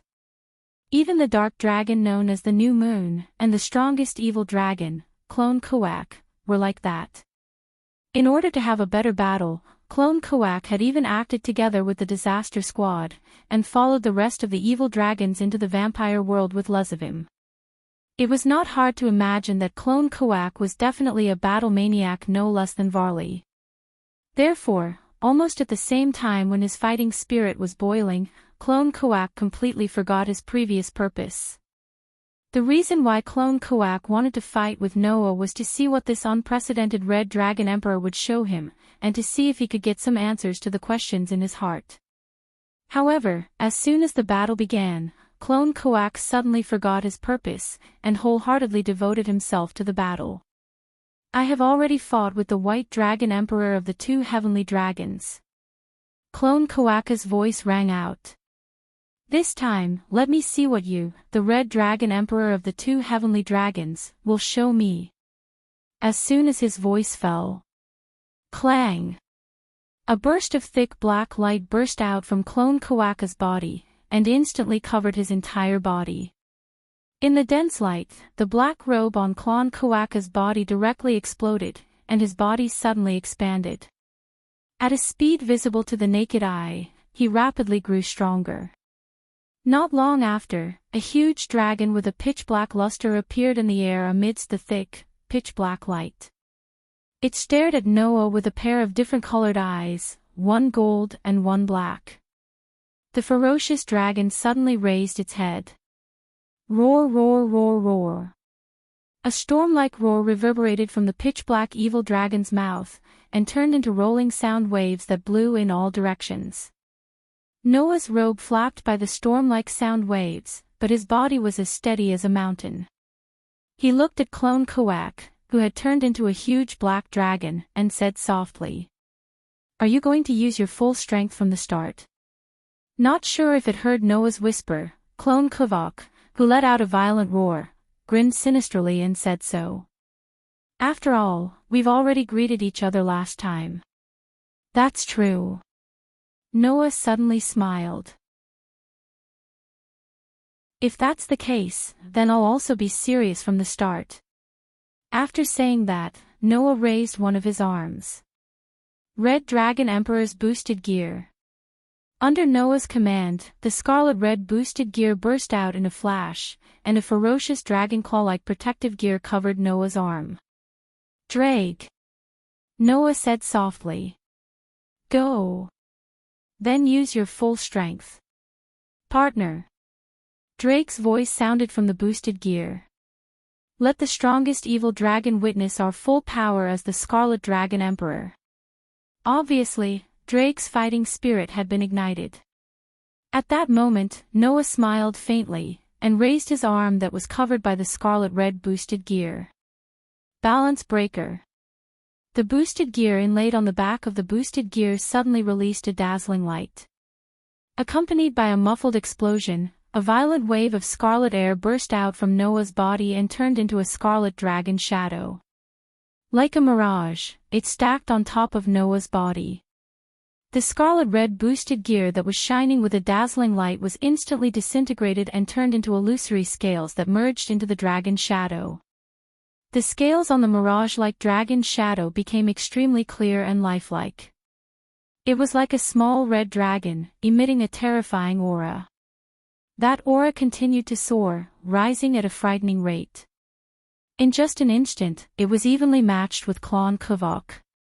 In fact, there was even a faint trace of it surpassing the latter. Feeling the suffocating pressure, Clone Koak was not shocked but delighted. What a refreshing dragon wave. Undoubtedly, it's only a balance breaker, but it's already as powerful as the White Dragon Emperor's extreme tyrannical dragon. Even without using a divine artifact, Noah had now reached a 4-digit level. With a solid foundation, Noah's strength naturally increased explosively when using the boosted gear. He was now comparable to the top 10 masters in the world. So, unlike Wally, who only has the strength of a sky dragon, I have the strength of a real sky dragon. Noah, whose body was swelling with scarlet air, raised his eyes and stared at Clone Koak. His astonishing aura kept rising. "If you don't take this seriously, you'll die." Hearing this, Klon Kuak did not say anything. He grinned, and the dragon power turned into a pitch-black flame that kept rising from his body. Roar, roar, roar, roar. The next moment, Klon Kuak let out a roar that shook the air. The pitch-black flame that was rising around him suddenly started to rotate like a pitch-black tornado. The tornado was not large at first, but with the support of the violent dragon power, it expanded to hundreds of meters in the blink of an eye. High up in the clouds, a pitch-black tornado spun madly, forcefully stirring up the clouds below, turning them into a whirlpool, twisting and turning. Looking at the huge tornado, Noah let out a low roar. The endless energy in his body instantly turned into divine power and surged into Noah's raised arm. Hum. Suddenly, a bright light flashed above Noah's raised arm, condensing into a spear of light that gradually expanded. Boost, boost, boost, boost, boost, boost, boost, boost, boost, boost, boost, boost, boost, boost. A voice that symbolized the multiplication of power rang out from the scarlet dragon's shadow on Noah's body. As the voice rang out, the spear of light shone brightly and crazily expanded. In an instant, it was like a pillar of light that connected the heavens and the earth, illuminating the whole world. Immediately, as if their hearts were connected, Noah and Klon Kuak moved at the same time. Hum. The huge pitch-black tornado, with an ear-piercing buzzing sound, swept toward Noah crazily. Wherever the storm passed, the clouds below were all torn apart and sucked into it. Like a cloud of fog, they lingered around the pitch-black tornado. Even Noah's robe billowed crazily under the sweeping of the tornado. However, there was no fear in Noah's eyes. Looking at the terrifying pitch-black tornado that was sweeping toward him, Noah's eyes sharpened. With a shake of his arm, he threw out the giant spear of light that was like a pillar that supported the sky. Swoosh! The instant the sharp sound of air being split apart appeared, the enormous light spear that illuminated the entire place shot out explosively. It drew a straight meteor-like trajectory in the air and disappeared in a flash as it rushed towards the wild and violent dark black tornado. On one side was a tornado that was as violent as flames. On the other side was a spear of light that was as dazzling as the sun. The two behemoths instantly closed the distance between them. Then, they collided with a loud bang. At the moment of collision, the world suddenly became silent. Accompanied by a roar, a terrifying shockwave spread out in the sky, wreaking havoc in a frenzy. The pitch-black tornado and the bright spear of light fiercely collided, releasing a terrifying power that caused the space to ripple slightly. Then, the tornado and the spear of light bloomed with a dazzling light and exploded with a loud bang.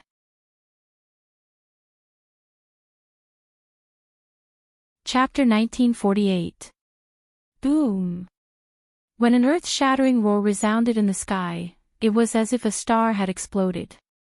The dazzling light and violent impact turned into the most terrifying ripples of power that fluctuated in the entire sky, scattering the clouds below and even shaking the space. In the dazzling light, a crimson streamer rode on the violent impact and quickly slid back like a sailboat sailing on the sea in a storm. Feeling the terrifying ripples of power that came head-on, Noah used all his strength to maintain his forbidden hand and let the air scales resist the ripples of power so that they would not affect him. If the advantage of Chow Chow's forbidden hand was that it could cope with all kinds of situations, then the advantage of Noah's forbidden hand was its defensive power. With the ability of the air scales, the defensive power of Noah's forbidden hand was many times stronger than the original forbidden hand. Even with the terrifying ripples of power, it was still able to resist them as usual. Without the air scales, Noah could only convert his divine power into magic power and use crush to resist the impact in order to not be injured. Now, he did not need to go through so much trouble. All of it was blocked by the solid air scales. However, even if the air scales blocked the terrifying ripples of power, the violent impact still did not subside. At this moment, Noah's perception ability suddenly transmitted a warning sign, causing his eyes to harden. He abruptly lifted his head and looked to the front. Amidst the violent impact and dazzling light, a giant black dragon flapped the wings on its back. Its huge body was like a bolt of black lightning, and it instantly passed through the layers of power ripples. Amidst the faint sound of breaking through the air, it darted in front of Noah. Even Noah had to use the air scales to resist the ripples of power. Cloned Koak rushed over just like that. The scales on its body were already covered with cracks like cracked glass. Blood even seeped out and dyed its body red. However, Clone Koa ignored his injuries as if he couldn't feel any pain at all. He rushed to Noah's front and stared at Noah with a pair of eyes, one gold and one black. His eyes were filled with cold killing intent. Immediately after, Clone Koa raised his hand, and a sharp dragon claw swept out, bringing with it a whistling wind. It fluctuated with a rich black dragon power, and like a cold blade light, it slashed across. Clang! The sharp dragon claws that were as cold as a blade light slashed across the crimson air scales, causing a crisp sound of metal clashing and leaving a mark on the crimson dragon's shadow. Roar! Cloned Koak roared. After its attack failed, it suddenly exploded. Its two huge dragon claws brought along a burst of black light as it violently tore apart the obstruction of the air. With an ear-piercing sound, it was like a violent storm as it slashed towards Noah. Clang, clang, clang, clang, clang. The sharp dragon claws fell on the crimson air scales like raindrops. Not only did it cause a series of chaotic clashing sounds, but it also set off a series of air explosions and shockwaves that appeared continuously in midair. The terrifying force fell on the air scales one after another. Although it did not hurt Noah, it made Noah feel as if he had been hit hard. His body could not help but be pushed back and was shaken away again and again. Cloned Koak seemed to have transformed into a meat grinder. It relentlessly chased after Noah and waved its claws like a storm, shaking the air scales of Noah again and again. Crack! At a certain moment, a crisp cracking sound was heard. A crack finally appeared on Noah's air scales and was clearly imprinted in Cloned Koak's eyes. However, this time, Cloned Koak was not happy. Instead, he was shocked. This was because Noah did not attempt to counterattack in the storm of attacks. Instead, he allowed Cloned Koak to attack fiercely. His pitch-black eyes were fixed on a scale below Cloned Koak's neck. Under the impact of the energy ripples just now, Cloned Koak's dragon scales were almost all cracked. Only that dragon scale was intact and its color was deeper than the rest. At this moment, Noah allowed Cloned Koak to attack fiercely. His eyes were fixed on that dragon scale. Divine power surged in his hands and a dazzling light condensed within it. Cloned Koak knew that Noah could use a power similar to the light power of angels and fallen angels. And that power was now frantically condensing. His target was the only unbroken dragon scale of Cloned Koak. Cloned Koak understood. His weakness had been seen through. Just like how snakes had a weakness of 7 inches, dragons, which were closely related to snakes, also had a weakness to a certain extent. In Cloned Koak's case, that was the dragon scale. Once that dragon scale was pierced, Cloned Koak would not die, but he would lose control of his power for a short period of time. Even though Cloned Koak had reached the level of a heavenly dragon after a long period of training, he had only overcome this weakness to a certain extent. He had not completely overcome it. Once that dragon scale was broken, Cloned Koak would still be unable to use his power for a second. In front of a heavenly dragon rank opponent, this 1 second was the most fatal weakness. Cloned Koak roared again and stopped his fierce attacks. His huge body suddenly moved and directly crashed into Noah. Bang! Amidst the muffled sounds, the violent force suddenly sent Noah flying backward. Due to the friction with the air, he was forced to retreat a distance of several hundred meters. Beautiful! Noah could not help but praise. Under the protection of the air scale, Noah did not suffer any harm. However, cloned Kawaka's attack was not meant to attack Noah. It was only meant to send Noah flying and increase the distance between him and Noah to avoid being attacked at a weak point. Unfortunately, Noah was not to be trifled with. The moment he was sent flying by cloned Kawak, Noah resolutely released the divine power that he had been gathering in his hand. That a burst of bright brilliance suddenly appeared and abruptly contracted into a cone shape. It carried a terrifying energy, and like a drill breaking through the sky, it shot towards cloned Kawaka's direction. The speed of the cone of light was extremely terrifying. It was almost like a flash. In just a flash, it was already not far from Kawaka's body. Moreover, it was spinning at an extremely fast speed. With a terrifying penetrative force, it directly hit the undamaged dragon scales below Kawaka's neck. "It's not that easy," cloned Kawak growled. His body suddenly surged with an astonishing amount of dragon power. Like a slowly burning flame, it spun at a high speed in a spiral shape and enveloped cloned Kawaka's entire body. Dong! The crazily spinning light cone fell directly on the flaming vortex-like dragon power and heavily collided with each other, causing a deafening collision sound to reverberate. In the end, under the resistance of the flaming vortex-like dragon power, the light cone was actually blocked and was in a deadlock. Gee! The sharp light cone spun crazily and crazily collided with the pitch-black flaming vortex, causing an ear-piercing sound that was like glass being scraped continuously, piercing one's eardrums. Roar, roar, roar, roar. Cloned Kawak roared towards the sky, causing the dragon power in his body to expand to the maximum limit, directly covering the dazzling light cone. Under the suppression of the pitch-black flame-like dragon power, the light cone finally trembled abruptly, dimmed little by little, and finally was gradually annihilated. However, before cloned Kawak could heave a sigh of relief, a chain of light suddenly swept over. Before cloned Kawak could react, it wrapped around his body and tightly bound him within. Then, the chain of light tightened fiercely and directly pulled cloned Kawak, who was caught off guard, forward. There, Noah tightly held the chain of light in one hand and tightly clenched his other hand into a fist. The crimson air waves on his body surged violently. Boost, boost, boost, boost, boost, boost. The chaotic voice reverberated in the air. Noah's tightly clenched fist fiercely punched out, completely disrupting the atmosphere.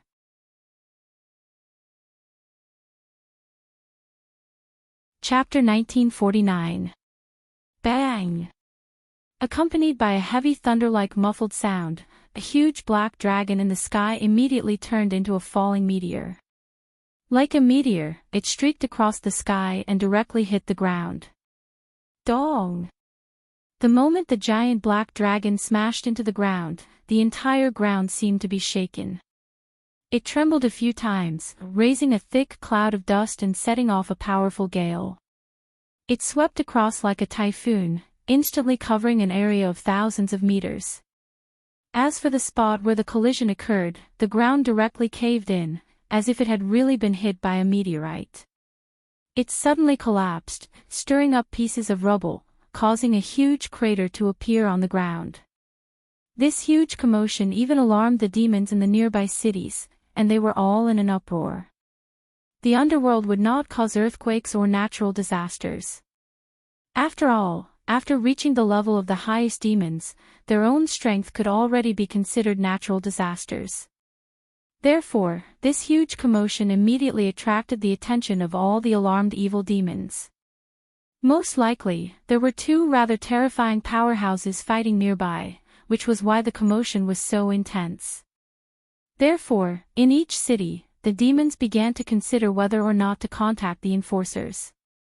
At the same time, in that huge crater, the giant black dragon, whose scales were cracked, struggled to stand up from the ground. Large amounts of blood continuously flowed out of his ferocious dragon mouth. It was obvious that he had suffered an unimaginable injury. At least, Klon Koak felt as if there was lava flowing in his body. It was as if his internal organs were being burnt, sending a shocking pain.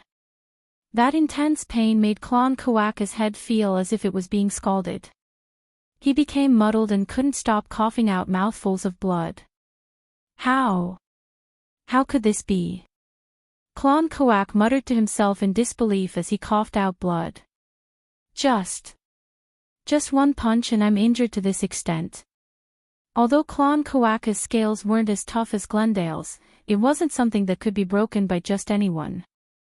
However, at this time, Klon Koak's scales were like decorations, completely useless, causing him to be seriously injured. In this situation, Klon Kovacs could only think of one possibility. Could it be the Dragon Slayer? As soon as Crown Quatch's voice sounded, Noah's voice responded. That strike earlier did indeed contain the dragon kill. Noya slowly descended from the sky, floating in front of Klon Quach. His entire body was shrouded in a crimson flame. Noah spoke softly as he looked at Klon Quach in the crater. My Forbidden Hand is a subspecies of Forbidden Hand. Other than the original Forbidden Hand ability of the Red Dragon Emperor, it also has an extremely powerful defensive power and dragon kill power. The reason why Noah's Forbidden Hand was a subspecies of Forbidden Hand was because the artificial artifact recreated the state when the artifact fused with the embodiment of authority. After fusing with the divine artifact, Noah's Dragon Emperor avatar had 5 effects. 1. It could transform the body into a dragon's physique, possessing strength comparable to that of a giant dragon. 2. It could possess the dragon kill power that was highly lethal to dragon-type creatures. 3. It could obtain astonishing defensive power, comparable to the immortal body. 4. It could possess close combat ability that surpassed wildness and intuition, and could be called a divine skill. 5. It could obtain the ability to multiply and transfer. Now, Noah's authority was sublimating, but the artificial artifact recreated the ability when it fused with the gauntlet. As a result, once the Forbidden Hand was used, other than the 4th ability of close combat, Noah's 4th avatar, the Dragon Emperor, could recreate the rest of the abilities. Physical strength comparable to that of a giant dragon. Dragon kill power used against dragons. Astonishing defensive power of air scales. Multiplication and transfer. Therefore, once he used the Forbidden Hand, Noah was equivalent to using the avatar of the Dragon Emperor. After stacking with the 4-digit level of strength, he rushed to the Sky Dragon level in one go. In addition, the artificial artifact also recreated Drake's 3rd ability when he was alive, penetration. Once Noah used the Forbidden Hand, the upgrade was even more terrifying than when Chow Chow used the Forbidden Hand. Chow Chow's Forbidden Hand was superior in its variety of abilities. Although Noah did not have as many as 7 types of Forbidden Hand abilities, it was an overall improvement in strength, defense, and ability. In that attack just now, not only did I use Dragon Kill, but I also used Transfer. I used all the multiplied strength to amplify the effect of Dragon Kill, and I also added Penetration. It directly ignored the defense of your scales and caused damage to you. Noah looked straight at Klon Koak. Multiplication, Transfer, and Penetration. The 3 abilities of the Red Dragon Emperor were used in that punch just now. In addition to Dragon Kill, as the purest dragon, you're lucky that you didn't die directly. It would be strange if you could get up. Of course, Noah did not say that although he used the 4 abilities of Multiplication, Transfer, Penetration, and Dragon Kill, he did not use them to their limits. It should be said that the ability of Multiplication was not used to its limits. Just now, Noah could actually multiply his strength 3 more times. If he multiplied it 3 more times and used the Transfer ability to amplify Dragon Kill, as well as the Penetration ability that ignored the defense of scales, that attack would definitely be able to kill Klon Koak. In other words, Noah did not multiply his strength to its limits. That attack just now could be considered as Noah being merciful. That was why Clone Koak did not die. Clone Koak did not know this. However, there was one thing that Clone Koak knew. That was, he really could not continue to fight. Understanding this, Clone Koak stopped struggling and looked at Noah in a daze. After a while, he said this. I want to ask you a question. Noah did not reply. He only looked at Clone Koak and asked silently. Seeing this, Clone Koak asked. The White Dragon Emperor who inherited Lucifer's blood developed the Tyrannosaurus without any side effects. Then, as the Red Dragon Emperor who is famous for being a god slayer, did you also do the same thing? Noah suddenly became silent. And this silence made Clone Koak understand. Is that so? Clone Koak seemed to have received the answer and closed his eyes. I lost. As his voice fell, Clone Koak's body began to shrink. From the pitch-black dragon form, he returned to his human form. As expected of the host of the Red Dragon Emperor, Drake, who is known as the crystallization of power. Clone Koak said without any regret. You've shown me the might of a heavenly dragon, Yizichin said with a smile. Actually, Clone Koak knew this. Noah's strongest weapon was not the divine weapon, but the power that everyone knew was unique to the god slayer, the simulated star atlas, another cosmology. Clone Koak was not a human, but a dragon. If Noah used the simulated star atlas, another cosmology, he would be able to easily defeat Clone Koak. However, Clone Koak wanted to see the power of the Red Dragon Emperor, not the power of the god slayer. Noah clearly understood this, so he used the best method to respond to Clone Koak. Unfortunately, I did not get the answer. Clone Koak looked at the sky. What exactly is a dragon? Hearing that, Noah slowly landed in front of Clone Koak. He looked at the strongest evil dragon lying in front of him and said calmly. If you don't understand, then just keep thinking. Keep thinking. Clone Koak repeated Noah's words. Yes, keep thinking. Noah smiled. After all, this is the biggest thing in your life. If you get the answer so easily, wouldn't it be boring? Crown Koa was stunned for a moment, then he suddenly smiled. Yes. Clone Koak smiled. That's true. After that, Clone Koak ignored the pain in his body and forced himself to stand up. Being able to stand up after just a short rest, although this guy had a different kind of stubbornness compared to the other dragons, he was still an evil dragon. Looking at Clone Koak like this, Noah suddenly felt that although this guy was an evil dragon, he was very much to his liking. Therefore, Noah spoke almost instinctively. Hey, do you want to come to our side? The sudden words made Clone Koak stunned on the spot.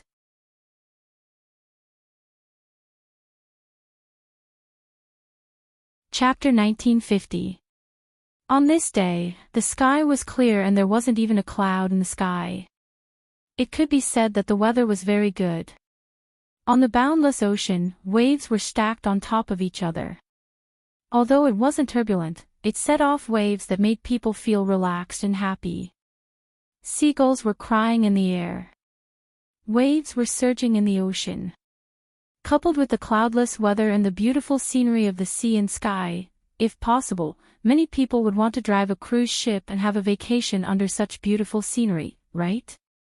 However, at a certain moment, this beautiful scenery was ruthlessly destroyed.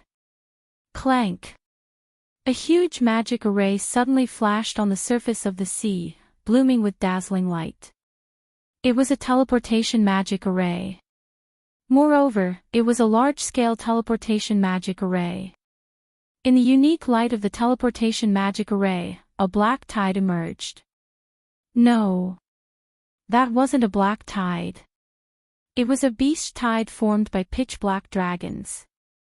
Dragons exuding an ominous and evil aura flew out from the teleportation magic array. Like a tide, the dragons surged out and covered the surrounding area in an instant. From afar, it looked like a huge black cloud.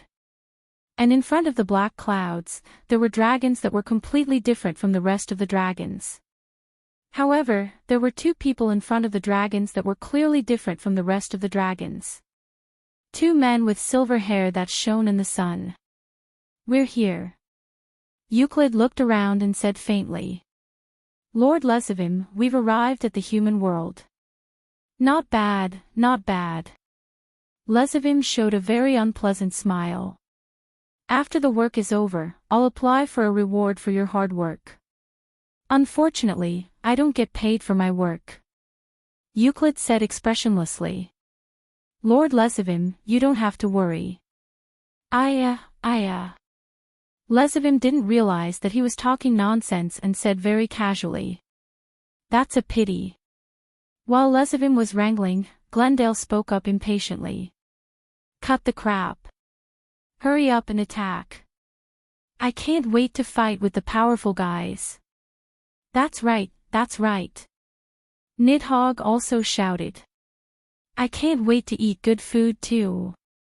Although Radon, Apophis, and Az Dahaka did not say anything, their eyes were filled with impatience. Looking at this scene, Lesavim's face twitched with a nasty smile, and he cursed in his heart. During this period of time, Lesavim was almost driven mad by these evil dragons. Not only did they fight with me every time, but they also couldn't be controlled. If it weren't for Lesavim controlling the Holy Grail and being able to stop the Holy Grail's power at any time and let these evil dragons return to the earth, I believe that these evil dragons would have already run away. Of course, Lesavim couldn't wait for these evil dragons to die. As the son of the Demon King, Lesavim couldn't even remember how many years it had been since he was angered like this. The last time he was so angry was when Sazax and Ichukit chased the old Demon King to the border of the underworld and forced him to flee. Now, this wasn't the first time Lesavim was angered by these uncontrollable evil dragons. With Lesavim's temperament, how could he tolerate it? If it weren't for the fact that he needed these legendary dragons as his fighting force, Lesavim really wanted to use the power of the Holy Grail to transform these evil dragons into caterpillars. When everything is settled, I'll definitely let you know what happens to disobedient children. Lesavim thought to himself, but he could only force a smile on his face. Lord Glendale, Lord Nidhogg, Radon, Lord Apophis, Az Dahaka. Everyone, don't be anxious. The fun stuff is yet to come. Lesavim tried his best to pacify these evil dragons. It couldn't be helped. Lesavim didn't tell the evil dragons that the main purpose of this operation was to annihilate the humans. If he told the evil dragons that the purpose of this operation was to attack the defenseless humans and destroy the mythical forces one by one, these evil dragons definitely wouldn't agree. What the evil dragons wanted was a battle that could make their blood boil. They didn't want to torture and kill defenseless humans. They could kill humans to anger their opponents. They could also wreak havoc in order to lure their opponents out. However, they definitely wouldn't use underhanded methods to indirectly destroy their opponents. If they knew the purpose of Lesavim's operation, the evil dragons would definitely turn against him immediately. That was why Lesavim only told the evil dragons that the main purpose of this operation was to kill the human god Slayer. In other words, Lesavim was telling the evil dragons that their opponent this time wasn't the mythical forces, but the god Slayer. When they knew that Lesavim was planning to kill the god Slayer, the evil dragons' eyes lit up. They agreed without hesitation. Lesavim could only smile apologetically while secretly despising these evil dragons in his heart. All of you are idiots. Undoubtedly, there are many things to enjoy in this world. Why did you choose to do the most boring thing? As expected, evil dragons are a bunch of idiots. This vulgar and despicable guy didn't know that compared to the evil dragons, he was even more unsightly. Although the evil dragons were crazy, they had their own stubbornness. Lesavim didn't have that at all. In the eyes of others, the evil dragons were a bunch of lunatics. However, in the eyes of others, Lesavim was a despicable villain. Comparing the two, there was no doubt that a lunatic with stubbornness was of a higher level than a villain with no bottom line. Only Euclid didn't care about this and followed Lezivim wholeheartedly. That was because Euclid's family was supposed to support Lucifer, the demon king. Euclid took this as his own belief. No matter how despicable Lezivim was, as long as the blood of Lucifer flowed in his body, he would follow. There was no doubt that this was blind. Coupled with the evil dragon army that had been modified and lost all sense of reason, the current Calamity Group was basically a twisted organization. A deformed organization that combined despicability, blindness, and madness. And in this deformed organization, Lezivim was the leader. Evil dragon lords, our goal this time is to get close to the God Slayer. As for the other mythical forces, we can slowly deal with them later. Lezivim raised his eyebrows at Aziz Dahaka and Ladin. So, in order to not let those gods, Buddhas, and demons disturb our mood, I'll have to trouble Aziz Dahaka and Ladin to use a spell to cut off communication and a barrier to block teleportation. But my barrier isn't strong enough to cover this world, Ladin said in a low voice.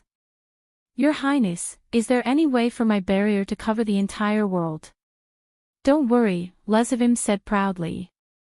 I've already selected a few hundred evil dragons and transformed them into the same type as Ladin. When the time comes, they will assist Ladin. Even if it can't cover the entire world, it will still prevent those mythical forces from entering the human world. Is that so? Ladin nodded indifferently. Then there's no problem. Aziz Dahaka doesn't have a way. Lezivim spread out his hands helplessly. Magic and magic are equivalent to knowledge. A group of unintelligent evil dragons will never be able to use magic and magic, construct spells and rituals. It's almost impossible to create an evil dragon similar to Azrael Dahakajin. I don't need any fake evil dragons. Aziz Dahaka snorted. It's just a spell to cut off communication. I alone am enough. Enough. Enough, enough. Aziz Dahaka's other two heads echoed as if they were performing a crosstalk. It looked a little funny, but in fact, it gave people a creepy feeling. Very good. Lezivim smiled cheerfully. Then, let's start attacking the cute humans. However, just as he finished speaking, a strange phenomenon occurred. Clang! With a flash of light, a huge teleportation magic array suddenly formed on the sea surface and in midair. In an instant, it covered the entire evil dragon army. The smile on Lezivim's face froze.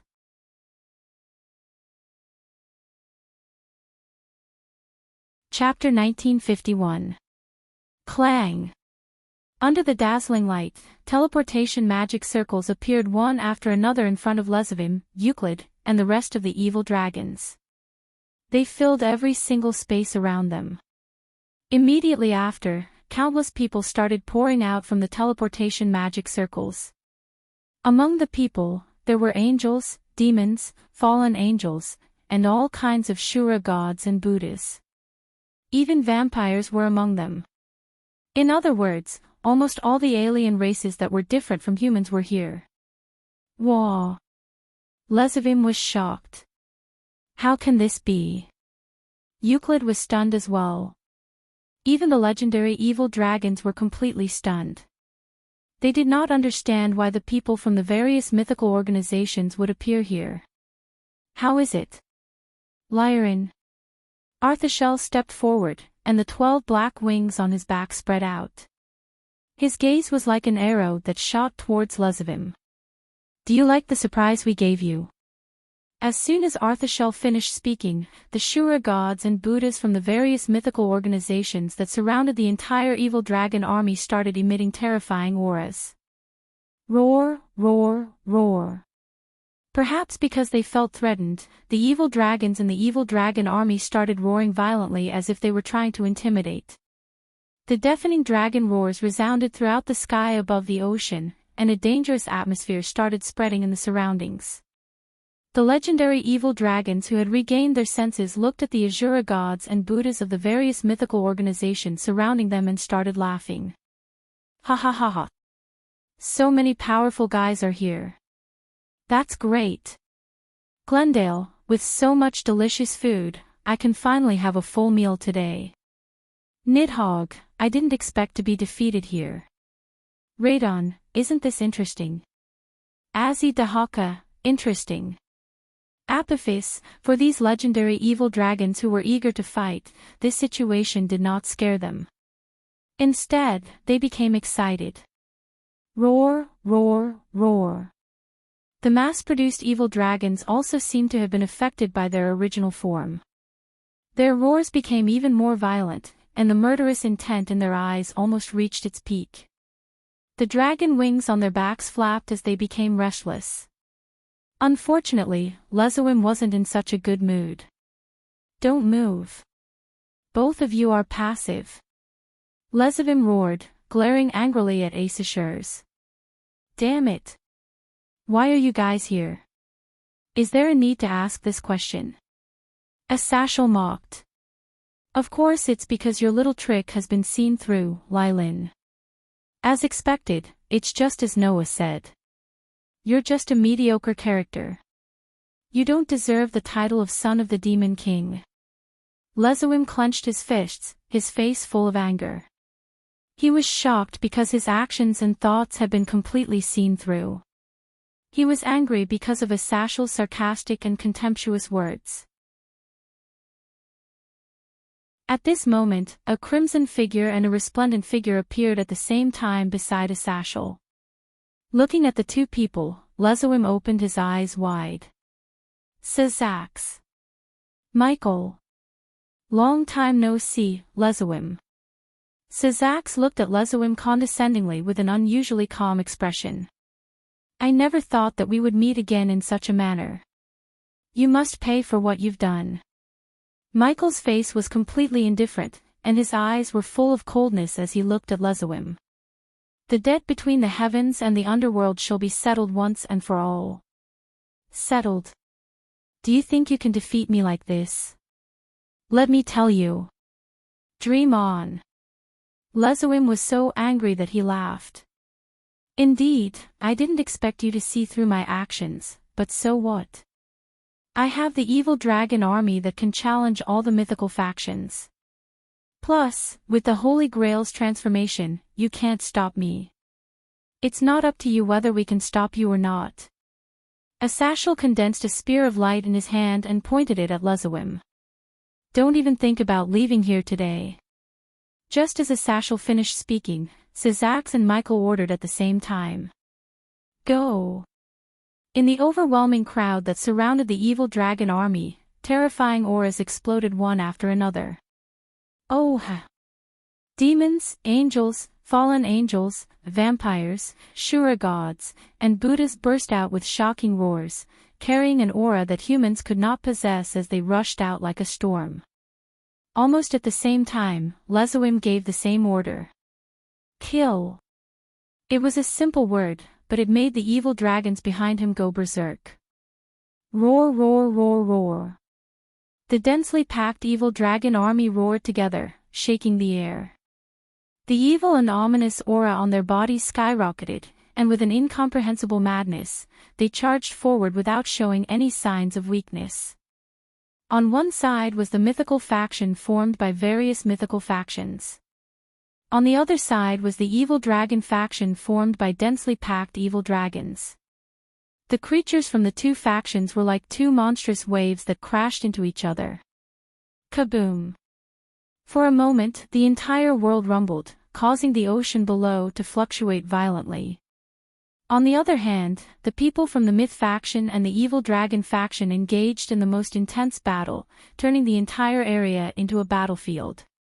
The mythical faction included demons, angels, fallen angels, vampires, and even various Shura gods and Buddhas. They gathered almost all the otherworldly races from all over the world. These otherworldly races all had their own mysteries. Demons used magic power. Angels and fallen angels used light power. Vampires used the power of mist and darkness. All sorts of Shura gods and Buddhas also burst out with shocking power, and engaged in the most intense battle with the evil dragon faction. Compared to the mythical faction, the evil dragon faction also had many tricks up their sleeves. Although they were all mass-produced evil dragons transformed from the Holy Grail, after a period of research, Lezawim had already used the Holy Grail to create 3 replicas of the legendary dragons, Glendale, Radon, and Nidhogg.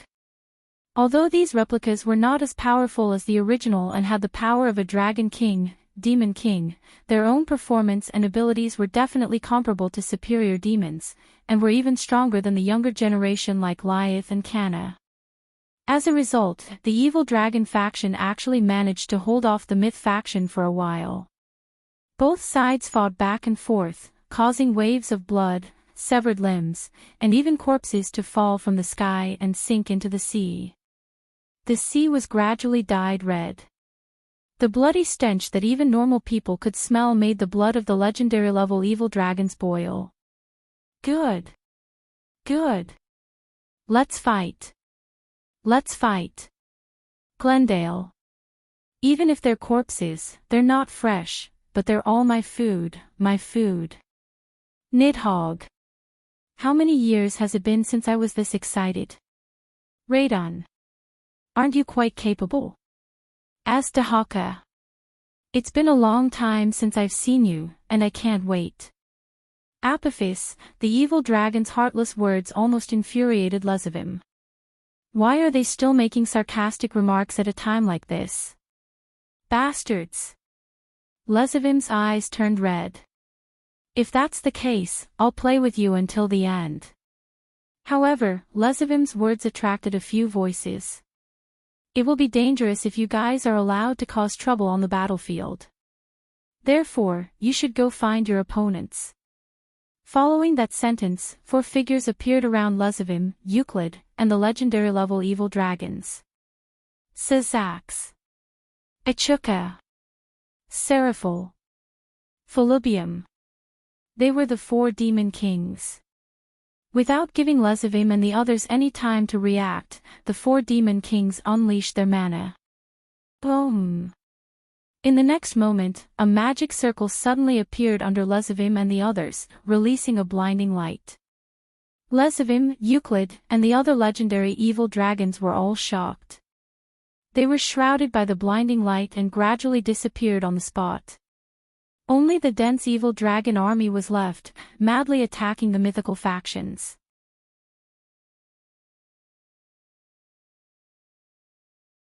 Chapter 1952. When he finally reacted, Euclid discovered that he had actually arrived at a prairie. Looking around, Euclid's brows furrowed as he subconsciously muttered to himself. This is, just as this murmur sounded, a stern voice rang out.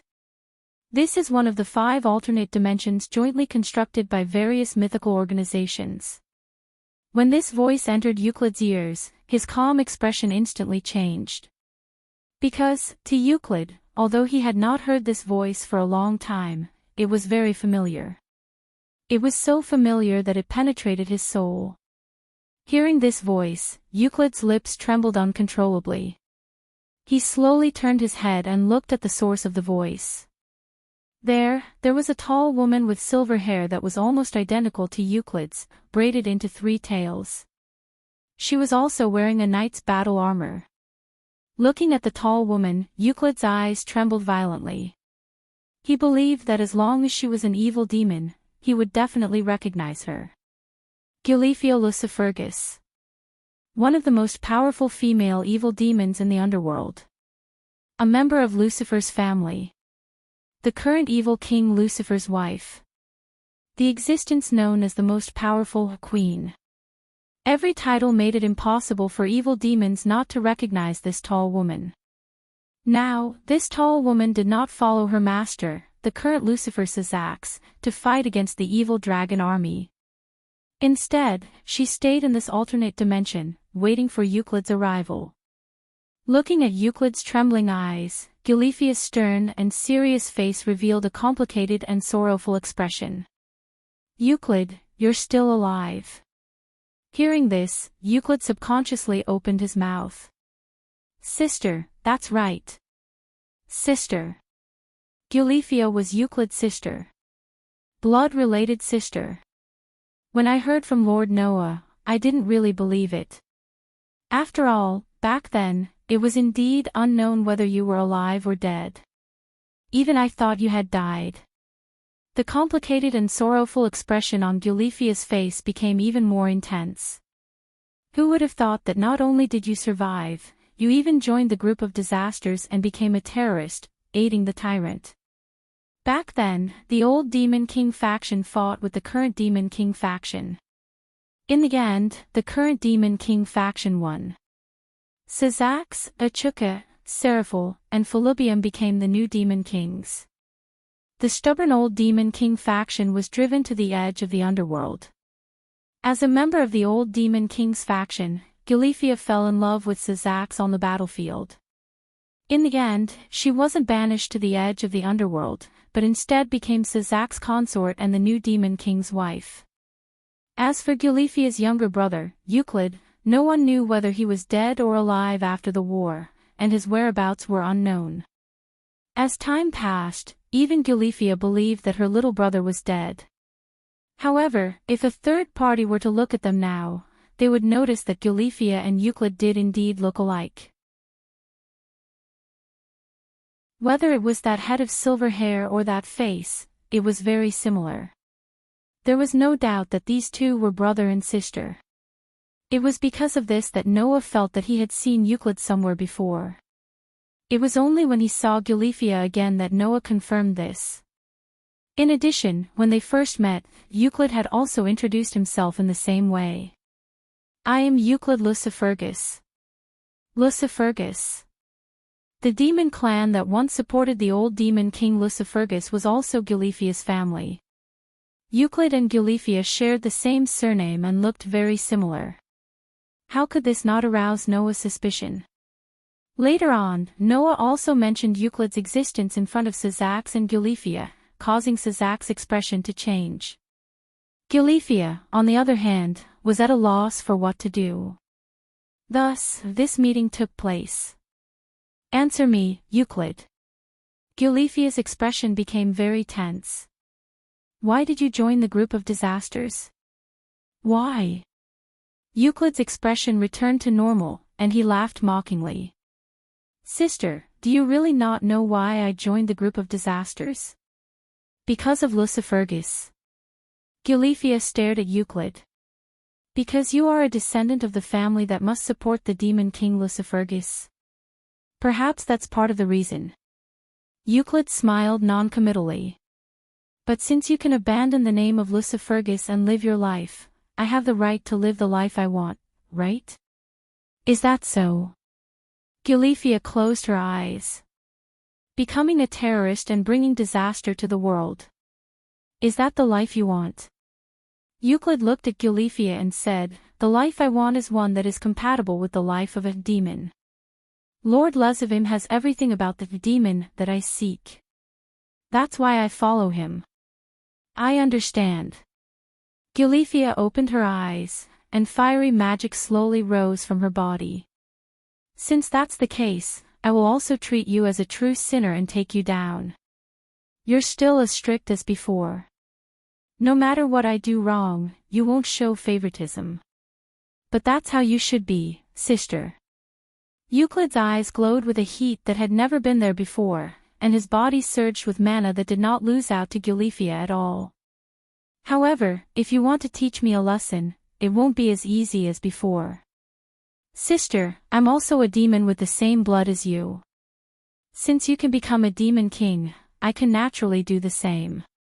Now, I won't lose to you. Gulifia didn't say anything else. She looked at Euclid without any emotion, only sternness. Since she found out that her brother was still alive, she couldn't let him walk down the wrong path. It was with this belief that Gulifia came here. I won't show mercy. At the same time, in another alternate dimension, the black-clothed Apahis was looking at the person standing in front of him, his face full of surprise. He couldn't help but be surprised. This was because the person standing in front of Apophis was no stranger to him. He was wearing the same black clothes as Apophis. He had the same human form as Apophis. He had the same evil aura as Apophis. Only his eyes, one gold and one black, were completely different from Apophis's eyes that seemed to have condensed all the darkness in them. It was Crown Kuvok. Apophis was truly shocked to see this man who was also known as one of the strongest evil dragons, just like himself. "It's you." "It's me." Crown Kuvok nodded, his gaze never leaving Apophis. "I lost to the Red Dragon Emperor, so I agreed to help him fight against you." "I see." Apophis understood almost immediately.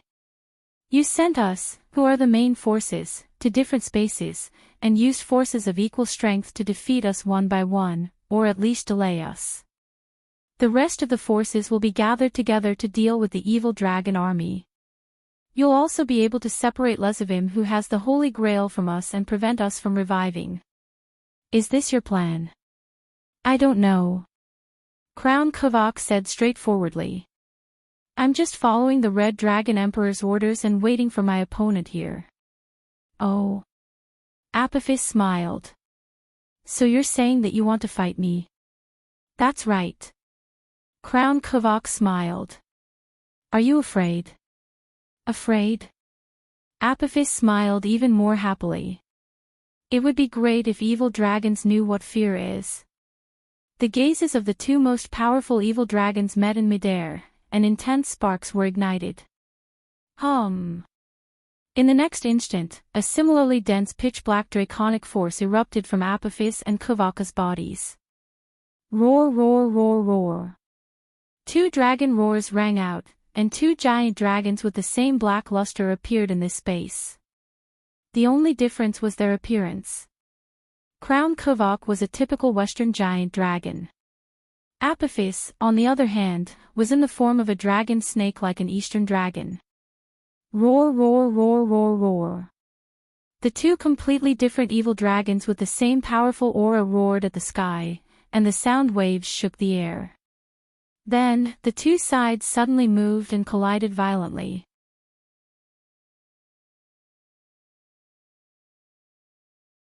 Chapter 1953. While the battle was going on in the two different spaces, in another different space, a fierce battle was already in full swing. Buzz! In the humming sound of the atmosphere, a huge magic array unfolded in the sky and instantly expanded to a range of more than a dozen meters.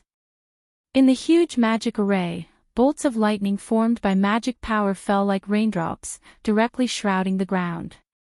There, Lesavim's face was gloomy as he looked at the lightning bolts falling from the sky. He didn't even try to dodge or defend himself, he just raised his hand towards the sky. An inexplicable fluctuation reverberated from Lesavim's raised hand, like a protective shield, it protected Lesavim within. The numerous lightning bolts that descended from the sky came into contact with the ripple that could not be seen with the naked eye.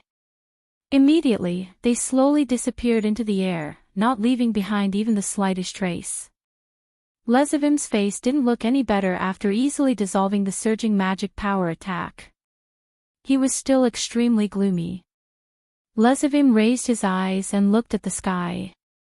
He saw the figure almost immediately. The figure was wearing a pure white comet-like armor and had a pair of blue light wings on his back. He looked like a small white dragon. "Yo, little Wally." Lesavim's face was gloomy, but his tone was extremely nasty. "My grandson, we haven't seen each other for so long. Is this how you greet your grandpa?" Lesavim. Wally's tone was full of anger and indifference. "I finally got the chance to destroy you." "Destroy me?" Lesavim grinned, raised a finger, and shook it arrogantly and contemptuously. "No, Wally, you should know that, right? You can't defeat me with your words. Whether I can do it or not, it's not with words, but with actions," Wally said in an unprecedentedly cold tone. Don't worry, I will kill you before the others defeat the evil dragon. Wally's words poked at Lezivim's sore spot. After being teleported to another dimension, Lezivim realized that he was in trouble. Using the power of the Holy Grail, Lezivim had indeed resurrected legendary evil dragons and even transformed them into mass-produced evil dragons, forming an army that could threaten all mythical forces. However, Lezivim knew that this threat was only on the surface. That was because, other than the legendary evil dragons, the mass-produced evil dragons were all irrational and only had crazy battle instincts. Under such circumstances, even if their strength was equal, one side was a resourceful army, and the other side was a group of dragons that were worse than beasts. It was obvious who would win and who would win. Although the legendary-level evil dragons weren't completely irrational, they were all idiots with inexplicable stubbornness. They wouldn't listen to orders at all, so it wasn't strange for them to be defeated at any time. That was why the true terror of the evil dragon army was that they had the Holy Grail as their backup. They could continuously revive. Even if they were defeated, they could be resurrected to continue fighting. That was the terrifying part of the evil dragon army. As long as they had this advantage, even if the evil dragons were all irrational beasts, they could still be a terrifying threat.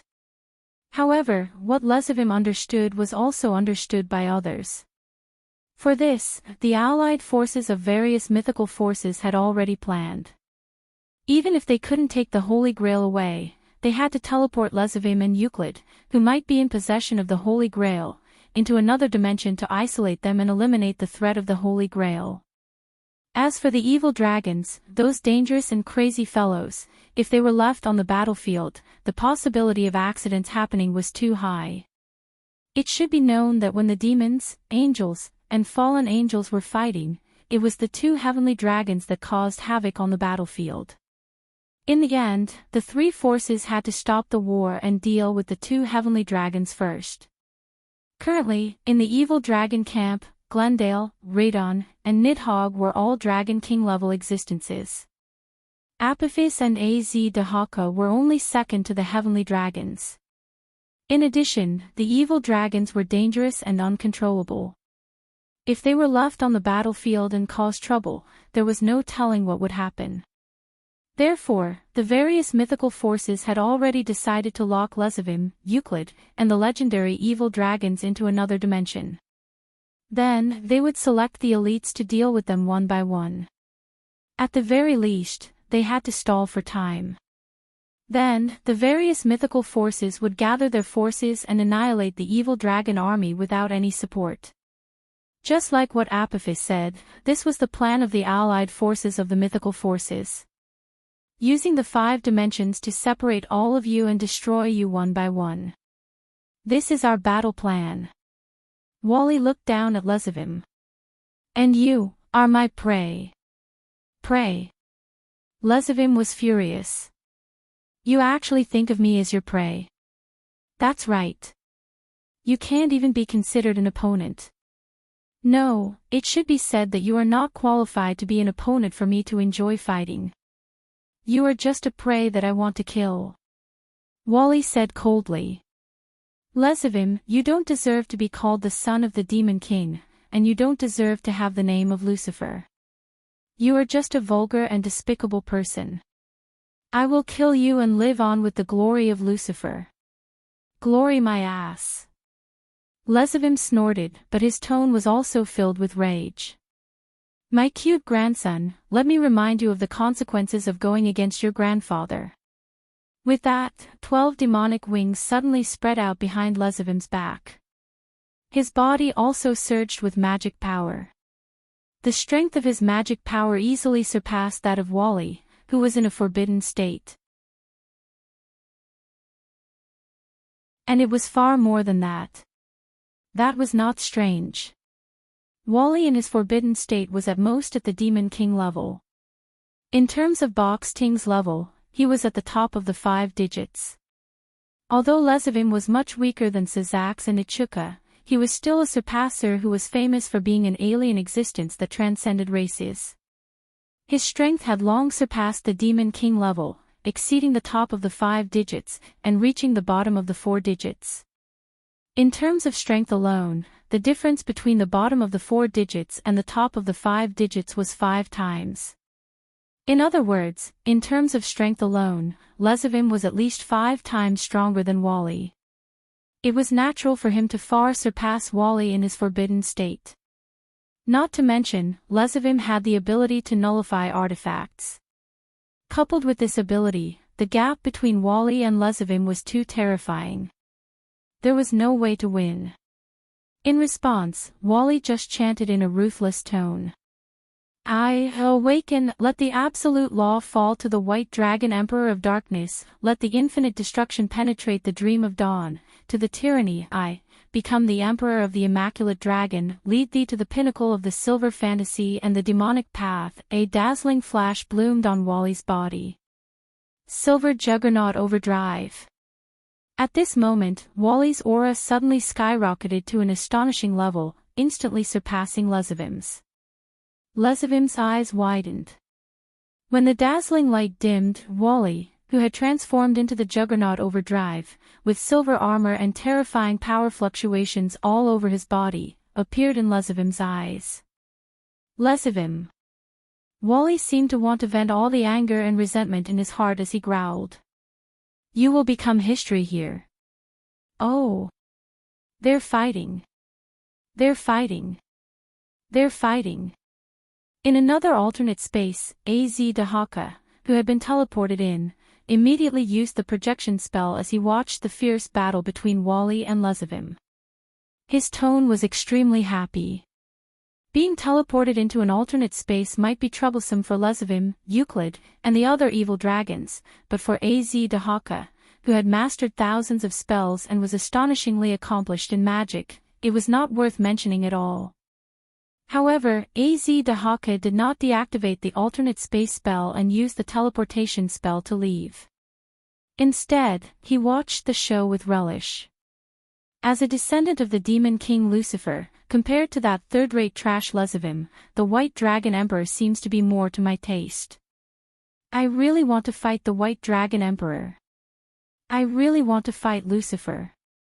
The three heads stared at the image in the projection, as if they were conversing with each other, speaking to each other. However, not long after, Az Dahaka put away the spell.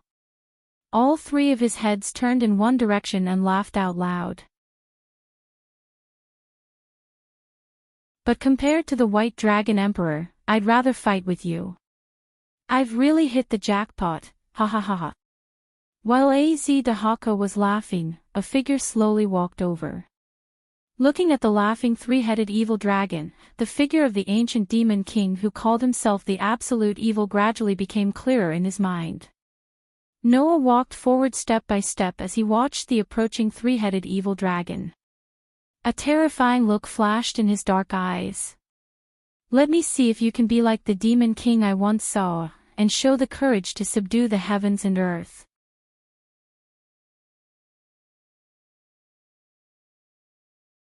Chapter 1954. In the chaotic space, the three heads of the three-headed evil dragon were all staring in the same direction. Their red jade-like eyes flickered with a scorching and joyful radiance, making it very clear what they were feeling. Az Dahaka, who was in a great mood, looked at Noah who was slowly walking over, and all three heads laughed. So my opponent is the Godslayer. That's great. But I didn't think that I would be able to draw it. Listening to Az Dahaka's three heads' playful words, Noah stopped and said faintly. After all, you are the only one who won't be trapped in this alternate space.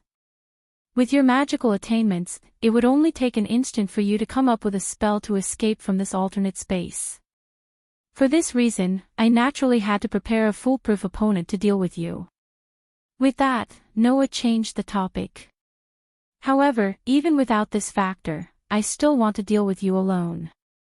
Oh. Az Dahaka grinned. You want to fight me too? I want to ask you a question. Noah looked at Az Dahaka and asked. Why are you evil? Everyone suddenly fell silent. Azidahaka's mischievous smile froze for a moment before it returned to normal. All three heads spoke at the same time. And here I thought you were going to ask me a question. It's a little boring. Do you want me to answer you? Noah ignored Azidahaka's playful laughter and cast his gaze directly on him. Under such circumstances, Azidahaka's smile did not diminish, but his tone became indifferent. Then, Azidahaka said this. If that's the case, then let me ask you. In your opinion, what exactly is evil? I don't know. Noah's answer was very straightforward. I have seen too many evil people, but their evil is different. Is there really an answer to this question? What? Don't you know it very well? Azidahaka pursed his lips. But I want to tell you that in your opinion, what you have seen before is evil, but in the eyes of others, it might not be so. What? Noah was slightly taken aback. You see, doesn't everyone have their own standards of value? Azidahaka spoke with assurance. Children think that people who steal their toys are evil. Adults think that people who steal their money are evil. Men think that women who are shrewish are evil. Women think that men who cheat are evil. The so-called evil is simply something that other people put on them. If you say it yourself, is there any meaning? If I tell you now that I'm actually a good person, you won't believe me, right? Azidahaka snorted. Azidahaka's SS, I am an evil person, but I don't care. I just want to fight with powerful people. If it can satisfy me, that is enough. Azidahaka said this from the bottom of his heart. If this is the so-called evil, then I am evil. Azidahaka's other two heads also spoke. Anyway, this is an evil dragon. An evil dragon should be evil. Azidahaka's words caused Noah's gaze to change as he looked at the evil dragon, and he fell silent. Ever since he knew that Azidahaka had revived and become an enemy as a member of the disaster squad, Noah had been comparing him to absolute evil in the box. It couldn't be helped. In the box, the mystic dragon that transcended myths and became the final human trial had left a very deep impression in Noah's heart. Until now, Noah had encountered many opponents. Some of these opponents had been taught a lesson, some had been killed directly, some had been forgotten in the blink of an eye, and some had been left in his memory. It could be said that there were all kinds of opponents. Among these opponents, if there was one that Noah respected the most, it would undoubtedly be Azidahaka. Ever since the mystic dragon became the final human trial, he had been wreaking havoc in the box. Not only did he have a 3-digit level of strength, but he also had a simulated star atlas, another cosmology, that exceeded the box by more than 3 digits. He had killed more than 1 million gods, causing the box to fall into an abyss of suffering. Frankly speaking, the mystic dragon's actions could be said to be the type that Noah hated the most. He did not care about the target, the individual, or time and space. This evil god that originated from the sect of fire unleashed the same horror, despair, doomsday, and destruction on everything. He destroyed everything in sight, regardless of whether it was people, things, or objects. Who knew how many innocent lives he had killed? To Noah, who had always believed that the innocent should not be harmed, and who believed that life was precious, this was definitely an existence that could not be tolerated. Therefore, Noah did not hesitate to challenge him, and even more so, did not hesitate to kill him. Even though he was covered in wounds, he still pierced through his body and dug out his heart. When he did this, there was no mercy or sympathy to speak of. Even if Azidahaka was resurrected again, Noah would definitely kill him. However, Noah had a very deep respect for this absolutely intolerable existence. This was because Noah did not forget that Azidahaka had done evil in order to give humans a glimmer of hope. He had transcended the myth and become the final human trial. In the end, humans would definitely walk towards doomsday. This was a fact that could not be changed. There was nothing that could remain the same forever. Humans were not the masters of Earth from the beginning. Instead, they gradually prospered through the long history of evolution and became the overlords of the land. However, who could be sure that humans could continue to survive? No. No one could. Perhaps, one day, humans would walk towards extinction due to an unknown disaster and give up their position as the overlord of the land. Humans' final trial was born because of this. Materializing the elements that would destroy humans was the final human trial. Azidahaka had injected the elements that would lead humans to extinction due to their evil intentions into his body, and even into his soul, becoming the Demon King. This was all for the sake of leaving humans with a glimmer of hope. As long as this Demon King could be defeated, the elements that would destroy humans would disappear, and the future of humans would be guaranteed. Azidahaka had done evil because of this.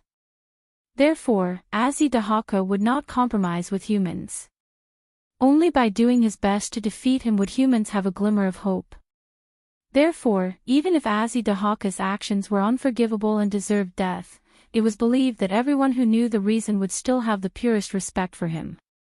This included the rebellious 16 knights. With such an example, how could Noah not compare this world's Azidahaka to him? However, it was only at this moment that Noah understood. Azidahaka was Azidahaka. Azidahaka was Azidahaka. Although the two came from the same source, they were still different. One did evil in order to leave humans with a glimmer of hope, and used evil to show kindness. The other did what he wanted.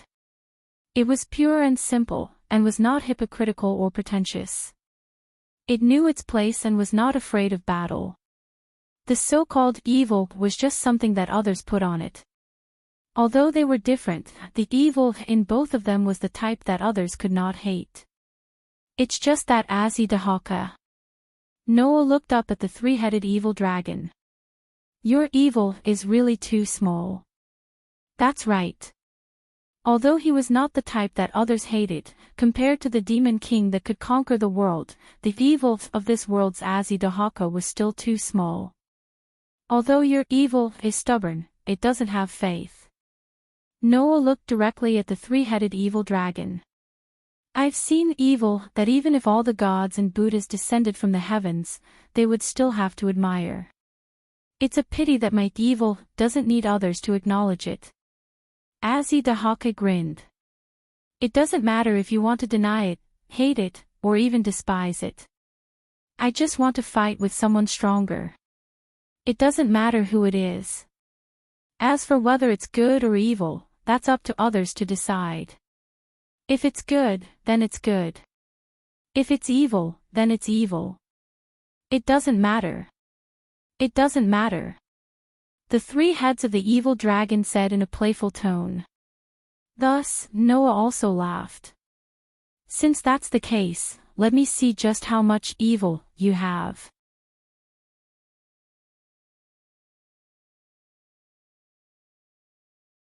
Chapter 1955. Amidst the faint air-piercing sound, a comet-like trail of light descended from the sky at a terrifying speed that was close to the speed of light, heading straight for Lezavim's direction. Even Lezavim could barely see a ray of light flashing through the air at such a speed that he couldn't see it clearly at all. Damn it! Is this the Tyrannosaurus Rex?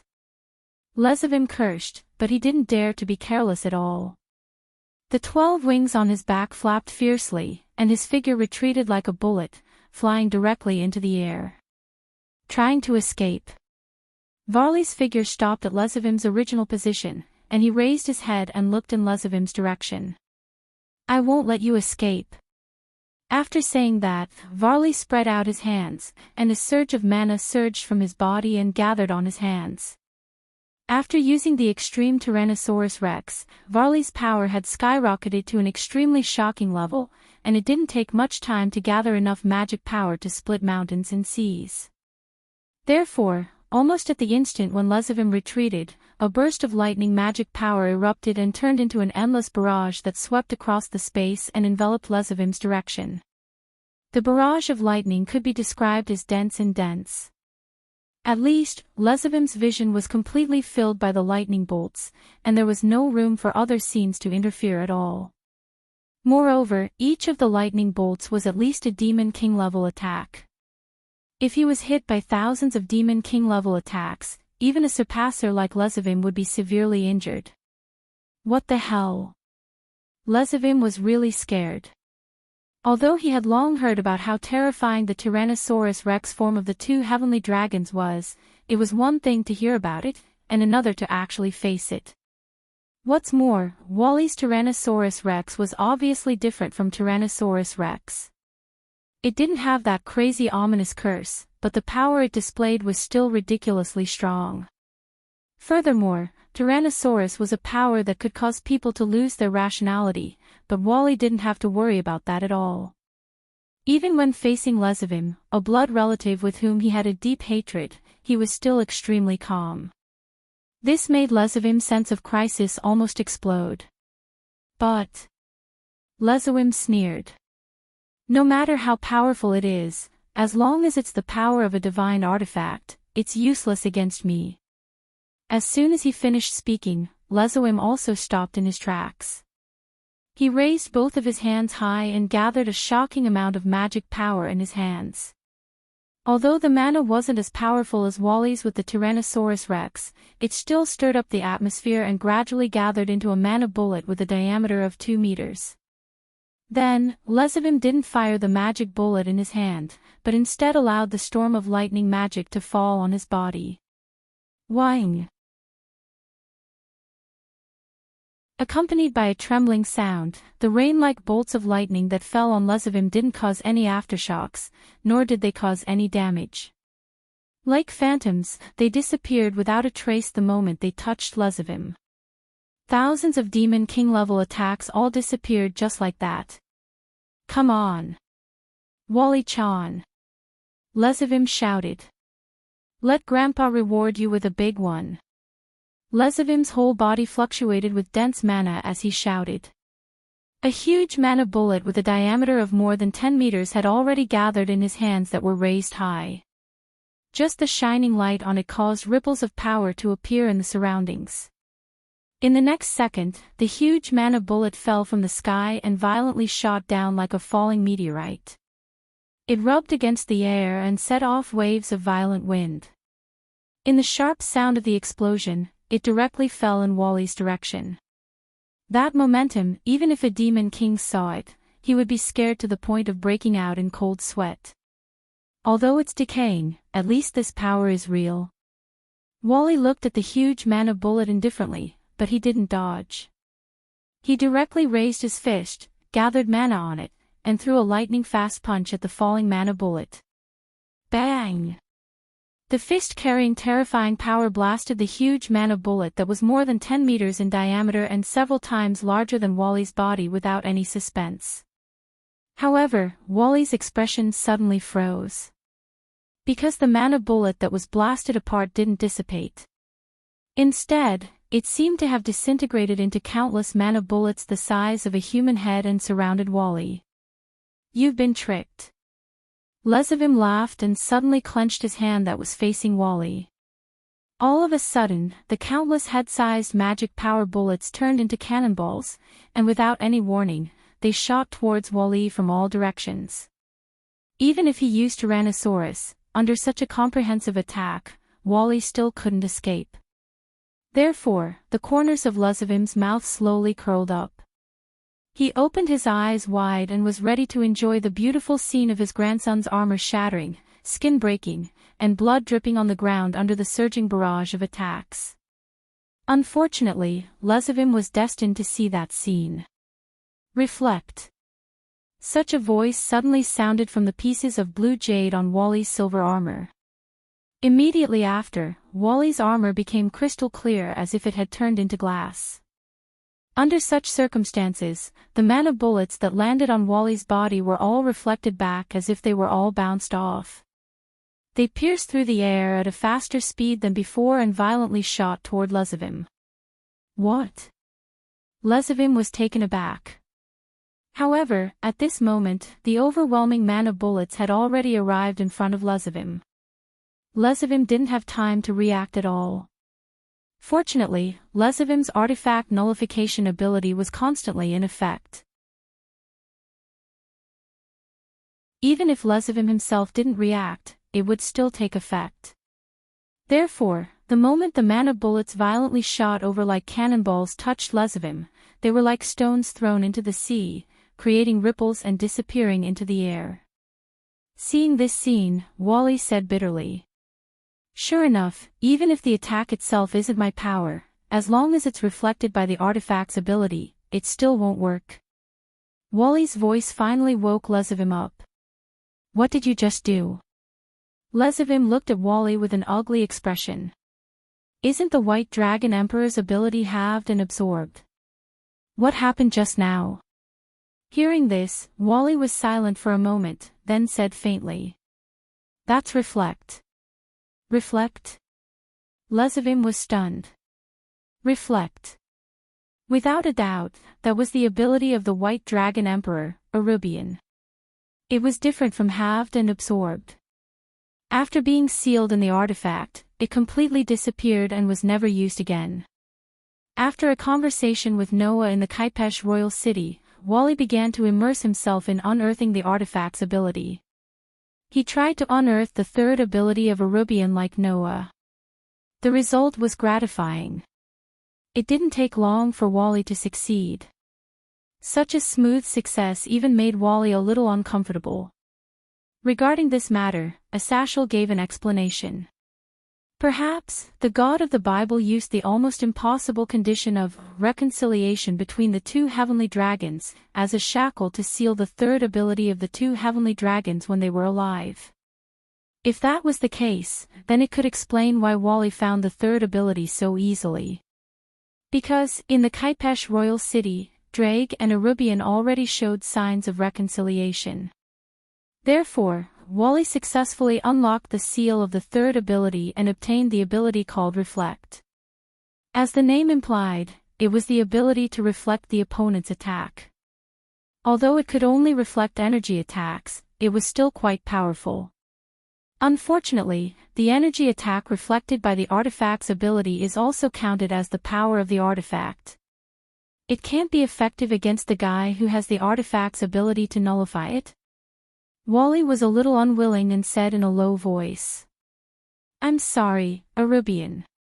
I have to use that ability."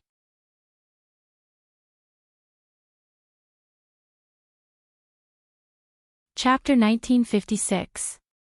Red Dragon Emperor Drake. White Dragon Emperor Arubian. Everyone knew that they were the only two sky dragons. In addition to being powerful enough to make gods and demon kings fear them, they also had terrifying abilities. Red Dragon Emperor Drake had the ability to multiply, transfer, and penetrate. It was called the crystallization of power. White Dragon Emperor Arubian had the ability to reduce, absorb, and reflect. It was called the nemesis of power. However, before this, whether it was Drake or Arubian, there were actually other rumors. In Opesh Royal City, Drake mentioned that in addition to the two inherent abilities of the artifact and the sealed third ability, the two sky dragons actually had another ability. Drake's ability was Flame. Arubian's ability was Poison. Before being called the nemesis of power, Arubian was feared by all existences in the world because of its Poison ability. It had a white and beautiful body, but it could use a highly toxic poison that even gods had to retreat. Before meeting Drake, Arubian was such an existence in the eyes of others. Arubian hated it very much and even cursed it. This was because no creature dared to approach Arubian, who possessed an almost invincible poison. Undoubtedly, it had a white and beautiful body, but it was like a rose, able to stab anyone who approached it. Arubian lived alone in this world. No one wanted to get close to it. No one wanted to be its opponent. Even if it didn't use its poison ability, Arubian was feared by everyone.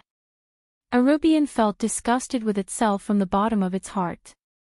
However, after meeting Drake, Arubian's values and perceptions had changed. You are Arubian, right? I've heard that no one can survive your poison. The first time they met, Drake challenged Arubian with an unruly attitude. At that time, Arubian didn't take Drake seriously. Although the other party was not afraid of its poison and took the initiative to approach it, it was believed that no one could have a good first impression of a guy who was courting death. However, in the end, Arubian was shocked. Because its poison had no effect on Drake at all. What? It's not as powerful as the rumors say. Drake, who made such an arrogant declaration, displayed great power and defeated Arubian. Yes. He had lost. That was the first time in Arubian's life that he had ever been defeated. You are very strong. Even if you don't use that ability, you are still very strong. However, you rely too much on that ability. You don't even have the qualifications to be my opponent. Go and train yourself properly. I will accept your revenge at any time. With such a declaration, Drake proudly left under Arubian's gaze. Covered in wounds, Arubian looked at the red dragon that was gradually disappearing into the distance. There was no resentment or unwillingness in his heart. There was only the purest thought. There's actually such a powerful dragon in this world. Then, another idea grew in Arubian's heart. I want to be as strong as him. It was from then on that Arubian sealed his own poison and pursued powers other than poison. As a result, his ability to absorb and reflect was halved.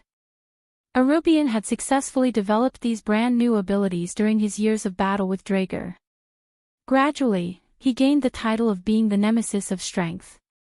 Together with Drager, he was promoted to the level of a sky dragon and was known as the Two Sky Dragons. If it hadn't met Drake, Arubian would have definitely used the ability of poison and become a poisonous dragon that relied on this ability instead of strengthening itself like it was now. It was precisely because it met Drake that Arubian improved itself and evolved into a brand new domain. Drake was the same, right? It was precisely because they were good opponents that the two dragons became the only two sky dragons. No matter what, they were pursuing to become stronger. The only people who knew about this matter were those who had lived in the same era as the two sky dragons since ancient times. Varley only learned about this matter later. Varley agreed with this point of view. If he were Arubian, he would definitely abandon the power of poison. Even if there was no poison, it didn't matter. That was what Varley had always thought. After all, the power of the White Dragon Emperor was strong enough, wasn't it? However, after reconciling with Drake in the capital of Sepesh, Varley also felt it. After witnessing the current Red Dragon Emperor, who was constantly pursuing himself and would never deny himself, Arubian's thoughts changed once again. Do you want to use my poison? Varley. Arubian's somewhat complicated and somewhat relieved voice came into Varley's heart. Well, since the God Slayer and Drake are moving forward, if I still stay in the pain of the past, then I can't go any further. Varley, let us pick up the glory and ugliness of the past and move forward together.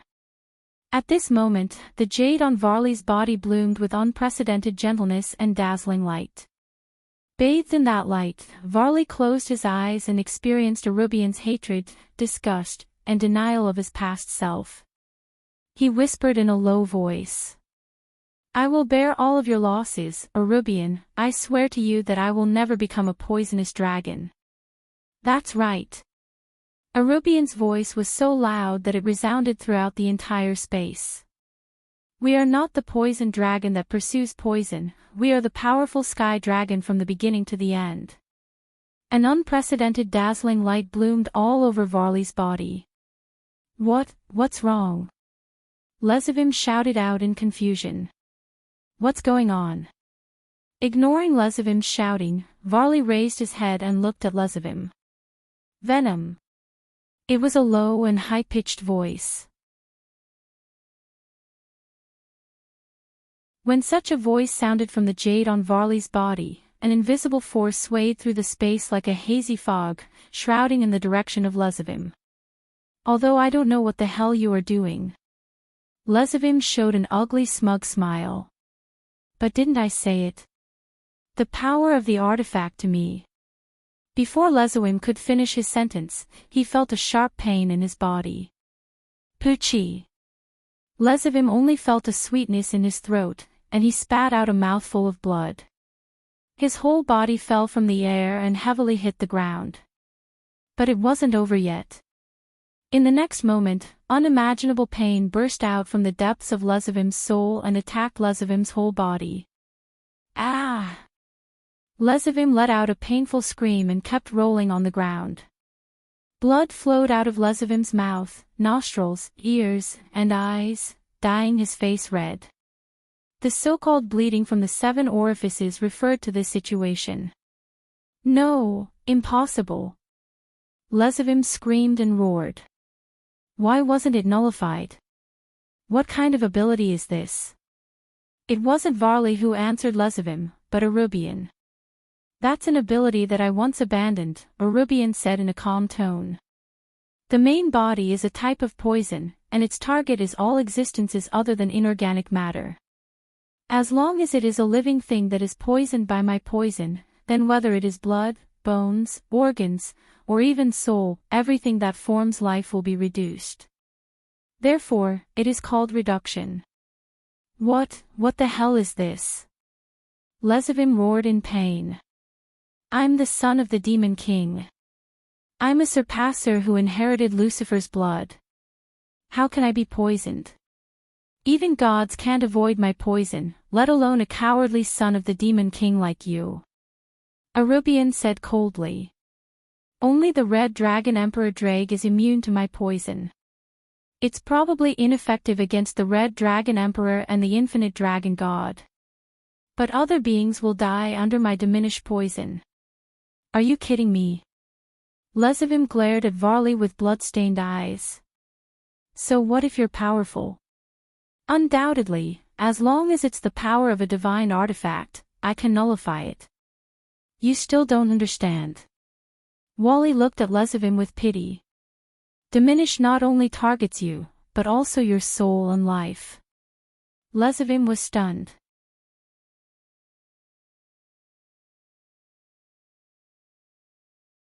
Chapter 1957. Lezavim had used the Holy Grail to heal his injuries back in the Sipis kingdom. Originally, with the ability to nullify artifacts, the power of the Holy Grail should not work on Lezavim's body. But the power of the Holy Grail was targeted at life, so it could completely bypass Lezavim's artifact nullification and work on him. Just like Noah's penetration could bypass the layer of defense called artifact nullification and work directly on Lezavim, as long as it was not targeted at Lezavim, it would work. And Varley's diminish not only targeted Lezavim, but also his soul and everything that made up his life. Therefore, the diminishing poison could completely bypass the artifact nullification defense and work on Lezavim's life and soul, gradually weakening his life and soul and making him suffer so much that he would rather die. How could this be? Lezavim muttered sluggishly as he endured the pain from his life and soul. How could this be? Varley's eyes were filled with killing intent as he looked at Lezavim's sluggish appearance. The killing intent that was enough to prick one's skin made Lezavim shudder violently as he finally realized what was going on. He might not be able to keep his life. What? What are you trying to do? Lezavim asked with a trembling voice. I'm your grandfather, Varley. Are you trying to attack your grandfather? It would have been fine if Lezavim did not say anything, but once he did, the anger in Varley's heart rose along with his killing intent. Grandfather. Have you done what a grandfather should do? Instigating his son to abuse his grandson for enjoyment, and after his grandson escaped, he killed his son out of boredom. Is this what a grandfather or even a father should do? Lezavim, you don't deserve to be called Lucifer. You don't even deserve to be called a human. Even a demon will be tainted by an existence like you. Varley said in a low voice as he lifted his feet and walked towards Lezavim step by step. There is no place for you in this world. You can just die here. After saying that, Wally removed the armor on his arm, exposing his hand to the air. A surge of mana rose from Wally's hand and gradually materialized into a sword. It was a sword materialized from pure magic. Without the enhancement of a divine artifact, it was forged with the infusion of the demon's magic power. Even Lezawim's divine artifact nullification could not affect it. In addition, Wally was in the form of the Tyrannosaurus Rex. Even if he couldn't deal damage to Lezavim with abilities other than damage reduction, the powerful physical strength of the Tyrannosaurus Rex and the mana sword in his hand were enough to kill Lezavim. Wally knew this, and so did Lezawim. Don't come here. Don't come here. Lezawim could only wriggle his body and retreat. His blood-stained face was filled with fear. Don't come any closer. Looking at Lezavim's ugly appearance, the anger in Varley's heart subsided, leaving only killing intent. That murderous aura directly ignited the fear in Lezawim's heart. Didn't I tell you not to come over? In fear, Lezawim roared, propped up his body, raised his hand, and released a large number of magic power bombs. Countless mana bullets turned into a rain of bullets, and like a storm, they violently shot in Wally's direction. But perhaps because of fear, perhaps because of panic, or perhaps because of the influence of the reducing poison, the magic power bombs released by Lezawim were several times smaller than before. They were only the size of a fist, and their power was not even comparable to that of a superior demon. Wally didn't even bother to defend. He just let a layer of crystal wall flash across his armor. Reflect.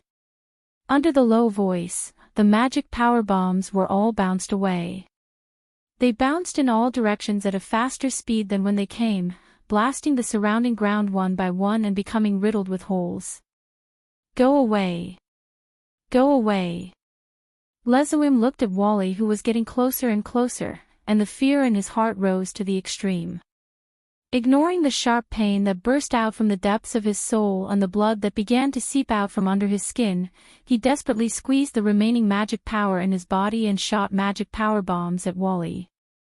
However, the moment the storm-like attacks came into contact with Wally, they were immediately bounced away by the reflecting ability, causing no damage at all. In terms of strength alone, Wally, who used the Tyrannosaurus Rex, was already much stronger than Lezawim. If it weren't for the fact that Lezawim had the ability to nullify the artifact and restrained Wally to a large extent, there was no need to use the reducing poison at all. Wally could easily deal with Lezawim. Now, the poison that even gods couldn't avoid was wreaking havoc in Lezawim's body, destroying everything that made up Lezawim's life bit by bit. As long as the reducing poison was not removed, Lezawim's death was only a matter of time. Even if he didn't add the final blow, Lezawim would die under the effect of the reducing poison. However, Wally didn't want to end things like this. It wasn't that Wally couldn't bear to see Lezawim die under the torture of the reducing poison, but Wally had to kill him personally to settle the grudges of the past. I've said it before, you don't even have the qualifications to be my opponent. For me, you're just a person that must be killed, not an opponent that I can enjoy the pleasure of fighting. Wally said in a deep voice. You should regret it. You should regret torturing me for fun and giving me a chance to escape. You shouldn't have killed me before I grew up. No. No. Lezawim cried bitterly. Don't kill me. Don't kill me. It's my fault. It's all my fault. I beg you, don't kill me. Noah was right. Lezawim was just a nobody. He had the title of the son of the Demon King, but he didn't have any glory inside. He was just like a lowly villain living in this world. His inner ugliness was even denser than some of the human hoodlums. The way he begged for mercy and cried bitterly when he was about to die made Wally feel pity for him. Sure enough, you don't deserve to inherit the blood of Lucifer at all. With that said, Wally finally came in front of Lezawim and raised the magic sword in his hand high. At this moment, the shadow of death struck Lezawim. Lezawim never thought that one day, he would actually die in the hands of his dispensable grandson. For Lezawim, Wally's existence was just to amuse him. Even his son was born on a whim. From the beginning to the end, he never thought of letting Lucifer's bloodline pass down and carry forward it. When Wally, who inherited the power of the White Dragon Emperor and Lucifer, was born, Lezawim was indeed surprised, but then he had a playful mentality. As for worrying about being retaliated against, it was simply a ridiculous thing. Because even if Wally inherited the blood of the Demon King, as a transcendent who fundamentally surpassed the Demon King, it was impossible for Lezawim to lose to a demon. As for the power of the White Dragon Emperor, it was even more of a joke. In front of the ability to nullify artifacts, even if Wally developed the power of the White Dragon Emperor to the peak, it would be futile. With this thought in mind, Lezawim, who had been abusing Wally all this time, finally tasted the bitter fruit today. The saying, "deserved it," referred to Lezawim's situation. At that moment, Lezawim could only cry out in fear and despair. "No! You can't kill me. If you kill me, I'll kill you. You'll definitely regret it." Hearing that, Wally just looked at Lezawim indifferently. He raised the magic sword in his hand high and suddenly swung it down. "You'll definitely regret it, ah." In the desperate roar, a burst of blood splattered around and dyed the surrounding ground red. Wally dispersed the magic sword in his hand and removed the Tyrannosaurus armor. Under the huge consumption, he knelt on the ground. "It's over just like that," Wally muttered in a low voice, but he didn't know.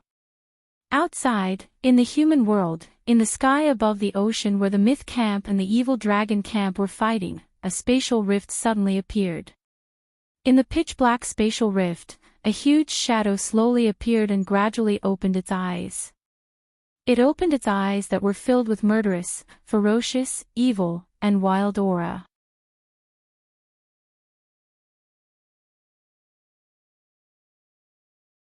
Chapter 1958. Roar, roar, roar, roar. Terrifying roars reverberated in the space, turning into sound waves that resounded throughout the world. Along with the frightening roar, one magic array after another flashed. The magic arrays were not large, only about 1 meter in diameter. However, looking at the magic arrays that flashed one by one, Noah felt his scalp go numb. There was no other reason for this. It was simply because the number of magic arrays was so numerous that it was shocking. The sky was filled with magic arrays. The ground was filled with magic arrays. The space was filled with magic arrays. Even the surrounding flowers, grass, trees, and wood were filled with magic arrays. The countless magic arrays that filled the entire world were imprinted in Noah's eyes. How could Noah's scalp not go numb? However, the initiator of this did not seem to be panting at all. He floated in the air, looked at Noah opposite him, and laughed. "This is a treatment that only you can enjoy. Magic is being given away. It's being given away." Amidst the laughter of Aziz Dahaka's 3 heads, vigorous magic power began to surge in the magic arrays that covered the entire world. Noah's sharp senses allowed him to notice this. Almost without thinking, his figure trembled, and he dashed away like lightning. Almost in the blink of an eye, the magic arrays lit up one after another. Immediately, flashes of light burst out from the magic arrays, turning into rays of light. Like intertwined lasers, they enveloped Noah from all directions. At this moment, the world was filled with rays of light, and there was no way to escape. Even though Noah immediately retreated, the magic arrays from the top, bottom, left, and right still shot out beams of light that covered the sky and the earth, surrounding him like a huge net. Under such a terrifying barrage, Noah could not escape at all. Without any suspense, he was engulfed by the rays of light. Boom, boom, boom, boom, boom. A series of shocking explosions rang out in the air. Beams of laser light landed on Noah's body, exploding his skin and tearing apart his flesh. He was bombarded until there was not a single piece of skin left unscathed, and his body was smashed into pieces. Seeing this, Aziz Dahaka was stunned at first, but then he saw it. The guy who was blasted into pieces by the magic arrays was not Noah at all, but a light shadow. Light? Aziz Dahaka's 3 pairs of red jade-like eyes flashed, and then he unhesitatingly deployed a shield-like defensive magic array around him. At the same time, a figure dashed out from behind the 3-headed evil dragon, raised his fist, and threw a punch that could split mountains and rocks. Clang! With a bell-like sound, the defensive magic array behind Aziz Dahaka blocked the punch that carried a terrifying force, causing a shockwave of wind to spread out from the point of the punch. Hum! In the next instant, the defensive magic arrays suddenly rotated, and the mysterious characters and intricate diagrams within them suddenly changed and formed a brand new magic array. Aziz Dahaka actually modified the magic arrays that had already been formed in a split second, and turned the defensive magic arrays into offensive magic arrays. Noah could not help but be surprised by his attainment in magic. However, Noah's surprise didn't last long. Threads that looked like blood suddenly flashed out from the offensive magic arrays, and like maggots in tarsal bones, they spread up Noah's arm that was on the magic arrays. Noah immediately felt it. The threads that were like blood were sucking the blood from his body. In just an instant, Noah felt blood flowing out of his body, and he could not help but be shocked, and he shook his arm. Boom! The threads that were spreading on Noah's arm were immediately shaken off. At the same time, Noah took a step back, and his figure quickly retreated. Not bad. Aziz Dahaka laughed out loud. This is the first time I've seen someone who can easily disperse my magic with brute force. I thought you would use that, another cosmology, to offset it. Aziz Dahaka did not know that even if he did not use another cosmology to offset it, Noah could still be immune to magic below the level of God by relying on the curse resistance unique to the God Slayer. But even so, Aziz Dahaka's magic still had an effect on Noah, which proved that Aziz Dahaka's magic had already reached the level of God. Moreover, even if he used another cosmology, it would most likely not be able to offset Aziz Dahaka's magic, right? Since you know the existence of another cosmology, you're probably on guard against it, right? Noah looked straight at Aziz Dahaka. The magic you're using now is all magic developed by humans, right? Magic developed by humans naturally had a human view of the universe. For such magic, Avesta would not be able to cancel it out. For the Forbidden Dragon, who was known as the master of thousands of magic and was known as the source of magic, it was impossible for the evil dragon not to have mastered human magic. Perhaps the magic that Aziz Dahaka used from beginning to end was all magic developed by humans. Correct. Aziz Dahaka grinned. As a reward, I'll use a forbidden spell in my magic attack this time. As soon as he finished speaking, the magic circles that covered the entire world began to light up one by one. However, this time, what appeared from the magic circle was not a direct attack of light, nor were there threads that could absorb blood. So, what was it that came out of the magic array this time? Purple flames in the shape of skulls. Hurricanes and lightning mixed with curses. Fog of death upon contact. Dark ripples that corroded one's soul. In fact, even elemental hounds with life, corrosive fangs, and many spells with unknown effects surged out of the magic arrays one after another. Immediately, thousands of magic spells once again surged out from all directions, covering the sky and covering the earth as they enveloped Noah, not leaving a single gap for him to dodge. If he was hit directly by those magic spells with various effects, even if Noah could rely on his vitality to weaken or eliminate some of them, the remaining magic spells would be enough to blast Noah to the point where not even his bones would be left. This evil dragon's magic attainment is much higher than I imagined. Noah stared at the terrifying magic spells that surged out from all directions and took a deep breath.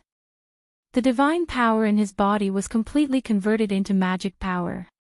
Clang! A burst of dazzling white light suddenly bloomed from Noah's body.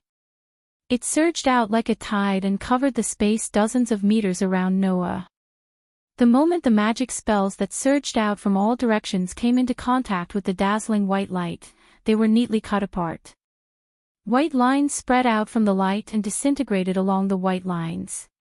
Bang, bang, bang, bang, bang. Amidst the sounds of explosions, the magic spells exploded one after another and completely disappeared into the air. What? Azidahaka exclaimed in shock. So many forbidden magic spells were blocked so easily. In fact, others should be the ones who were truly shocked. Azidahaka was actually able to use forbidden spells in such a simple manner. Furthermore, the number of forbidden spells he cast was so overwhelming that it was impossible to count them all. Furthermore, each forbidden spell was completely different. It was truly shocking. The strength of this evil dragon was just as Sazax had described. Among the evil dragons, cloned Koak isn't the only one who has reached the heavenly dragon level. Noah looked at the three evil dragons. Azidahaka has also reached the heavenly dragon level. If that was the case, perhaps Apophis, who was also the strongest evil dragon, had also broken through to the heavenly dragon level. Whether or not Clon Kovac could defeat Apophis was still an unknown.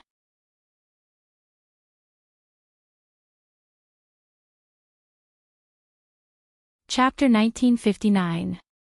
In the era when all the evil dragons were destroyed, only the clone Koak survived. He continued to train himself and finally reached the heavenly dragon level.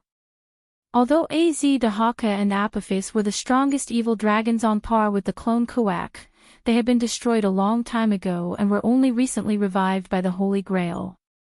They should not have had so much time to train themselves to reach the heavenly dragon level like the clone Koak. However, Noah was certain. Putting Apophis aside, Azidahaka must have reached the level of a heavenly dragon. At the very least, Noah felt that Azidahaka's strength was definitely on the same level as the clone Koak. Since the clone Koak was a heavenly dragon, Azidahaka, who was on the same level as him, would naturally be a heavenly dragon as well. As for how Azidahaka reached the heavenly dragon level, Noah could more or less guess. The Holy Grail. The divine destruction tool that could overturn the principles of life had transformed Azidahaka. The proof was that Noah could feel that the dragon kill ability did not seem to work on this evil dragon. The dragon kill was an ability that could cause great damage to dragon-type creatures. The ultimate dragon kill ability like Samuel's could even absorb the power of Orpheus and had an effect on the infinite dragon god. Therefore, the dragon kill was almost an inherent weakness of the dragons. However, Azidahaka did not have this weakness. This proved that the Holy Grail had transformed this evil dragon and removed the weakness of the dragon kill.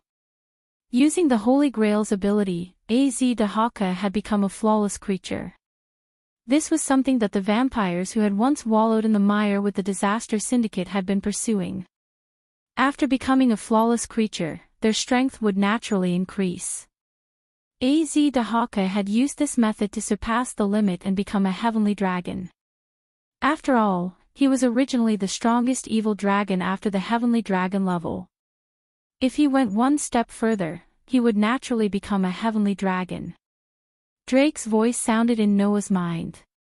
Based on this, Apophis, who was also revived by the Holy Grail, should have also reached the heavenly dragon level. It would be difficult for the clone Koak to defeat him. The three strongest evil dragons, second only to the Sky Dragon, had all reached the Sky Dragon level. Since when was it so easy to reach the heavenly dragon level? Forget about the clone Koa, but Azidahaka and Apophis had only recently been resurrected. Although they had relied on the Holy Grail's modification to cross that line, the heavenly dragon level was at the level of the top 10 in the world. For 3 of such existences to appear at the same time was truly terrifying. However, there are more than 10 people in the world's top 10. There are still some people like Zazax, Achuka, and Typhon who can be ranked in the top 10. Didn't Tianlong not enter the rankings when he was alive? Drake said. Therefore, don't think that just because you're ranked, you'll definitely be able to beat the rest of the unranked fellows. Until now, the only one who can guarantee that he's absolutely above the rest of the existences is the infinite dragon god, who's ranked first. This was also a fact.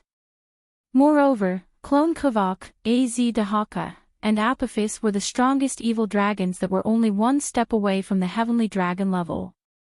It wouldn't be strange for them to cross that line and reach the heavenly dragon level at any time. With that thought in mind, the corners of Noah's mouth curved upwards without leaving a trace. Although Az Dahaka was Az Dahaka, and Az Dahaka was Az Dahaka, and both of them were of the same origin, they were not the same person. However, the 3-headed demonic dragon of the sect of fire was not to be underestimated no matter which world it was in. It was time for the probing to end here. Drake. Let's go. All right. A crimson gauntlet flashed on one of Noah's arms. Balance breaker. As Noah growled, crimson waves of air suddenly surged from Noah's body. It was as if they could topple mountains and overturn seas, setting off gusts of strong wind that constantly shook the surroundings. Sensing the sudden surge of terrifying aura from Noah's body, Az Dahaka's expression turned solemn. At the same time, unprecedented joy and passion surged in his eyes. You're finally willing to use a divine weapon, and you're using a balance breaker right from the start. This dragon wave is so strong that it makes me happy. Just as Az Dahaka's words fell, the figure opposite him, whose entire body was surging with scarlet-red waves of air, suddenly moved. Like an arrow leaving a bow, it shot out explosively. Amidst the faint sound of the air being torn apart, Noah turned into a crimson meteor and shot straight in Az Dahaka's direction. Come on! Az Dahaka felt his blood boiling, and his entire body surged with shocking energy waves. Immediately afterward, Az Dahaka roared, and a crystal-clear defensive magic array spun out, like a barrier, protecting him inside. However, at the same time, a cacophony of voices rang out. Boost boost boost boost boost boost boost boost boost boost boost boost boost boost. The ability to multiply was constantly activated, causing Noah's power to soar to a terrifying level. Under such circumstances, Noah's speed suddenly increased, and he rushed to Az Dahaka's front in an instant. With a deep sonic boom, his fist suddenly punched out and smashed fiercely on the defensive magical formation in front of Az Dahaka. Boom! A muffled explosion reverberated in the air. On the crystal-clear defensive magical formation, a series of ripples vibrated rapidly.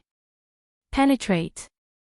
As soon as Shurfeng finished speaking, a frightening force suddenly pierced through the defensive magic array. Like an invisible shockwave, the force slammed into Az Dahaka. Boom! Az Dahaka only felt a sudden explosion in front of him, and then his entire body was blasted away. Like a cannonball, he crashed heavily on the ground, raising a thick cloud of dust. However, the thick cloud of dust was immediately blown away by an earth-shattering roar. Ha ha ha ha ha. Blood flowed from the corners of Az Dahaka's 3 heads' mouths, but as if in ecstasy, they let out joyful laughter. Great! That's the way it should be. It's finally here. An intense battle. It's finally here. The battle I wanted. The 3 heads of the evil dragon roared in ecstasy, and the sound waves shook the entire world. Buzz buzz buzz buzz. At this moment, the magical formations all over the world suddenly changed. Once again, Az Dahaka used his astonishing magic attainments to modify the spells that had taken shape. Immediately after, forbidden spells burst out from the magical formations all over the sky, the earth, and even the space like a storm. They tore through the air, and with the sound of the atmosphere trembling, they enveloped Noah from all directions. However, this time, Noah did not make any defensive moves. As if he could not see the forbidden spells that were surging towards him, Noah turned into a crimson stream of light and swept towards Az Dahaka without hesitation. In the next second, forbidden spells landed on Noah's body one after another. Boom, boom, boom, boom, boom. Accompanied by a series of explosions, the spells that were enough to flatten a piece of land exploded, causing bursts of fire and impact. In an instant, the entire sky seemed to have been ignited, and the flames set off by the intense explosion spread wildly, covering everything in an instant. In the flames, even the magical formations that Az Dahaka had cast were burned to pieces, and the magical formations all over the sky were destroyed. However, the destruction of the magical formations had no effect at all. If he wanted to, Az Dahaka could continue to cast magical formations all over the sky at any time until his mana was exhausted. Magic, to Az Dahaka, was just that kind of existence. However, it was also because of his profound magical attainments that Az Dahaka could clearly feel. His spells did not cause much damage to his opponent at all. In the next moment, a crimson stream of light burst out from the flames all over the sky.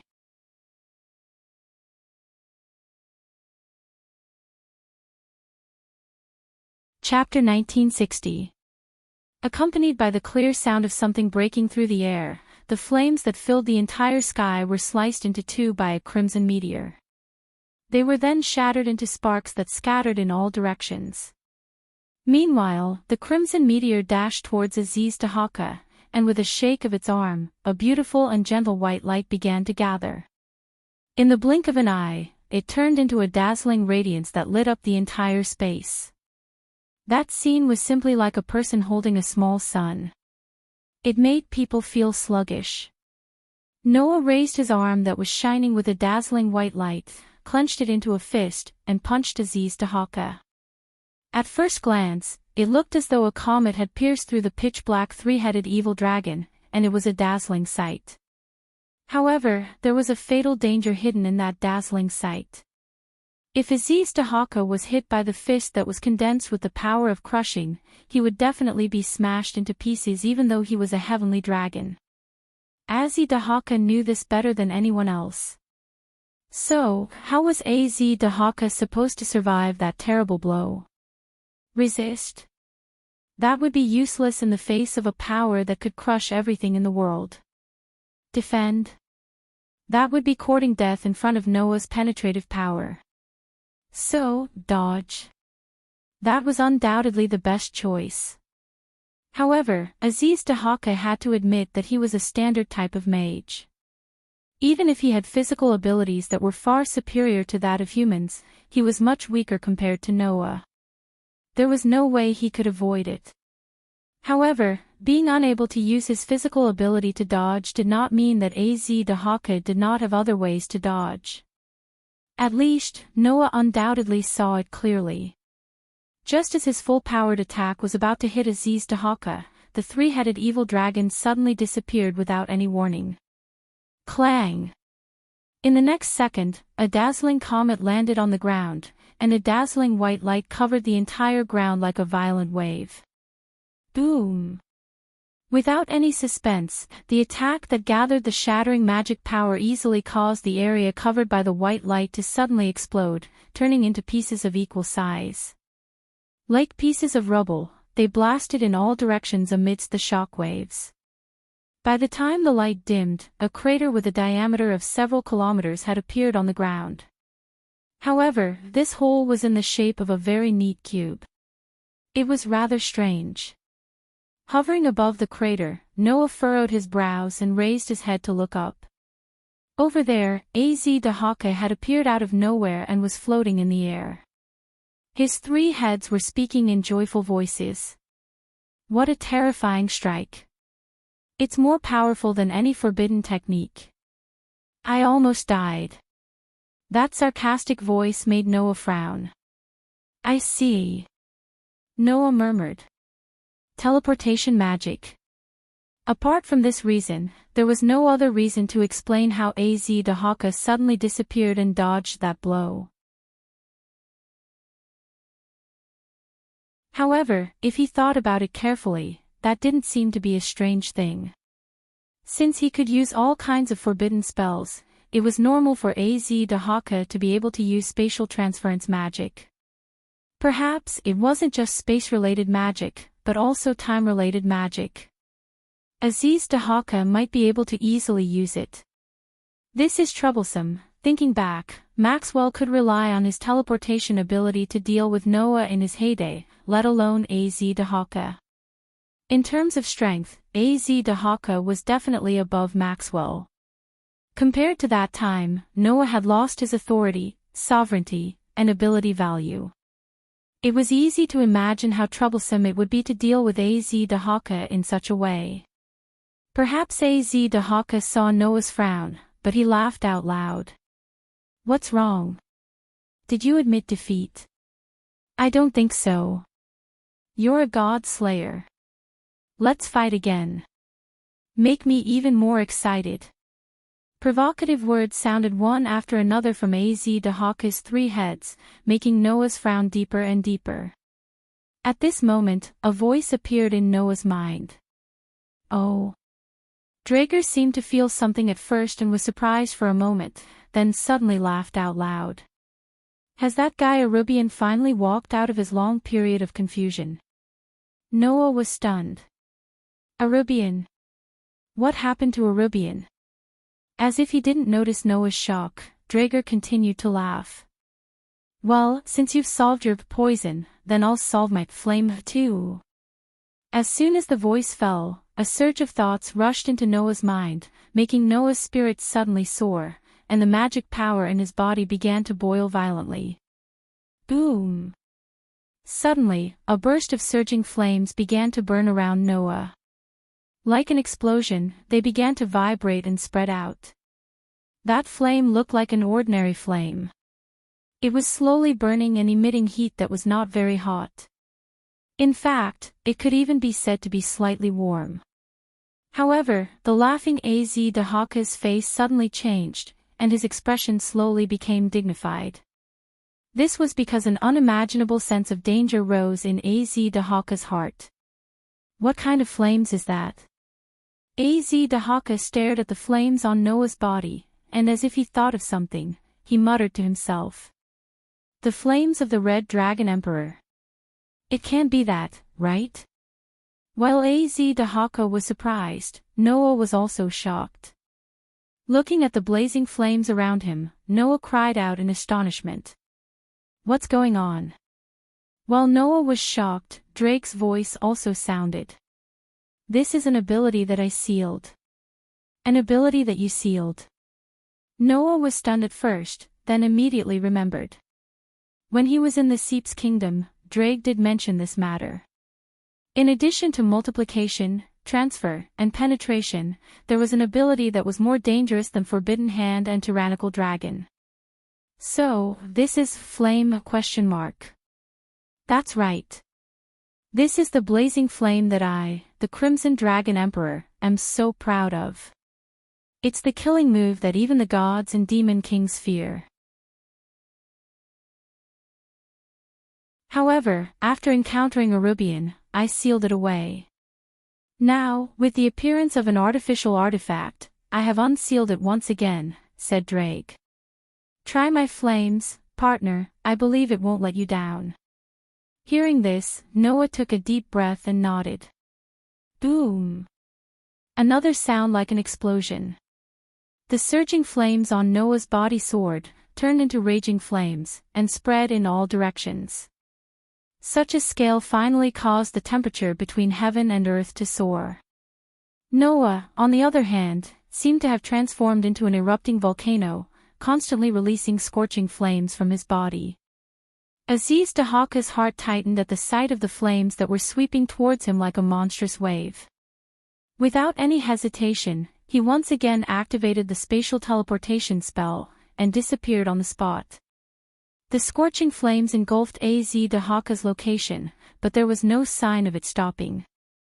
Instead, it spread to the entire world at an extremely alarming speed. Not long after, the entire alternate space was enveloped in a sea of fire and began to burn. The air was burning. The earth was burning. The sky was burning. The space was burning. This world had completely turned into a world of flames, like the inside of a volcano, turning into a terrifying red lotus hell. In the face of the flames, the ground quickly turned into scorched earth. The flowers, plants, and trees were also burned to ashes.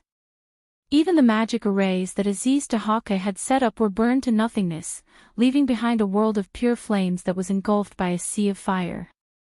At a certain moment, in a certain space, Az Dahaka, who was shrouded in flames, suddenly appeared. Roar, roar, roar. A terrifying roar rang out from all three of Az Dahaka's heads. But the roar was neither terrifying nor frightening. The reason for that was because that roar actually contained unprecedented pain.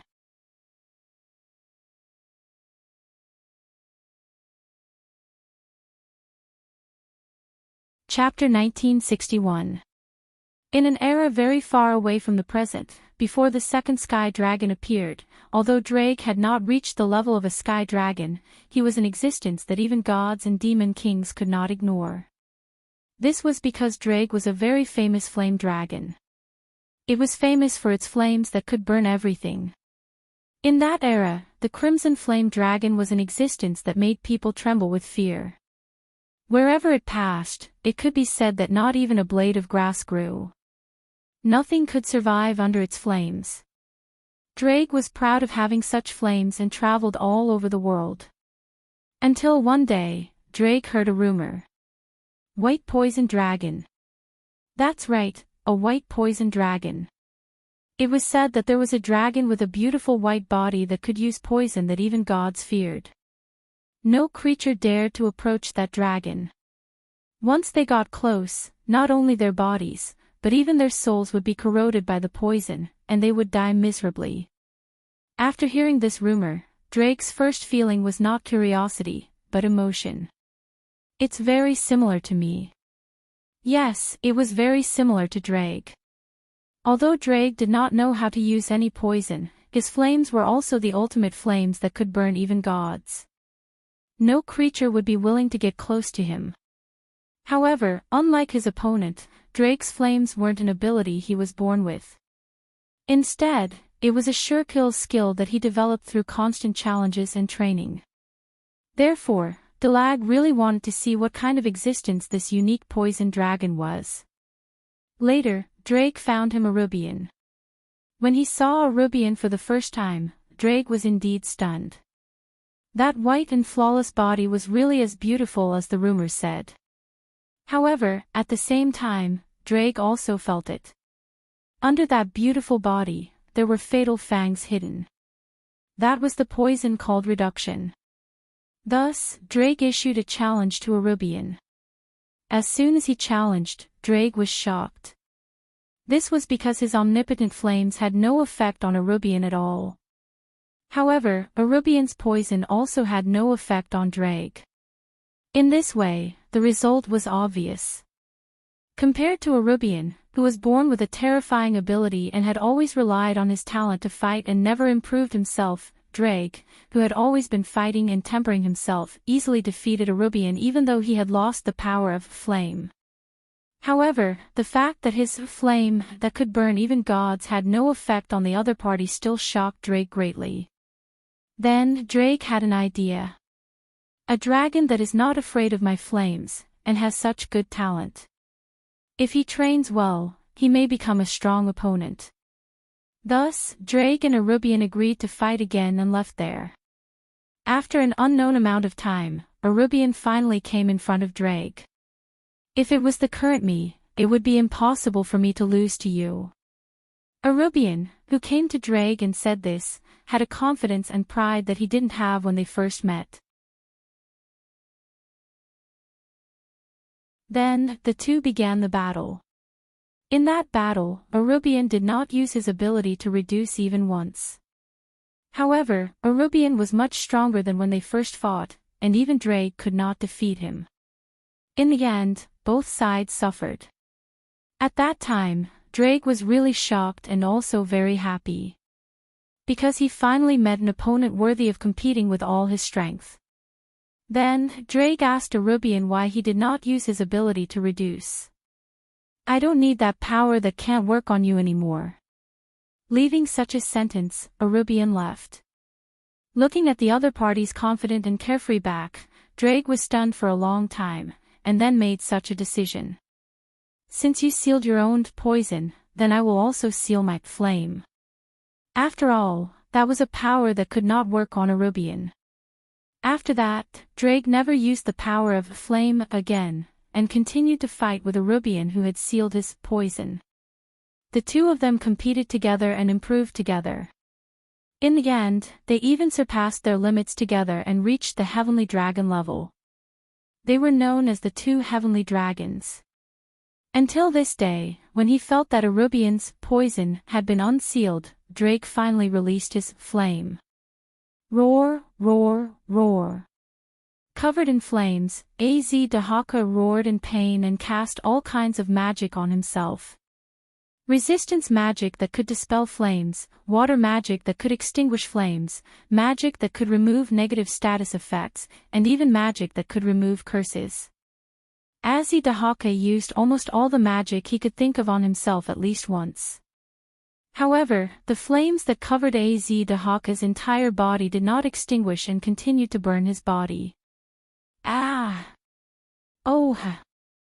Roar, roar, roar. Under the scorching flames, Az Dahaka's three heads issued agonizing roars, causing Noah's heart to shudder. Was that flame really so terrifying? Black flame's flame. Drake's voice echoed clearly. The ultimate flame that can burn everything to ashes, once ignited, will never be extinguished before it burns everything that is ignited. Even if it is a god, under this flame, the final outcome can only be reduced to ashes. Even if Az Dahaka has reached the level of the heavenly dragon, it will be the same. You have such a terrifying ability. Noah could not help but ask. Then why didn't you say so before? Because this ability was sealed by me. Drake said matter-of-factly. Arubian's poison was also sealed, so I have no reason to use flame. Anyway, my flame is ineffective against him. Of course, his poison is also ineffective against me. Except for Arubian, it might not work against the Red Dragon Emperor and the Infinite Dragon God, right? Even so, it was still terrifying. After all, except for the Red Dragon Emperor, the Infinite Dragon God, and the White Dragon Emperor, once touched by this flame, they would almost certainly die. Although Noah did not know what kind of ability Arubian's poison had, if it was just Drake's flame, Noah was sure that even if it was him, once he was burned, there was no other way to neutralize it other than using another cosmology to offset it. It was an ability that was more dangerous than Forbidden Hand and Tyrannical Dragon. Noah finally understood that this was definitely not an exaggeration. Because even Tyrannical Dragon would be accompanied by the danger of going berserk and dying, and there was no guarantee that it could kill a god.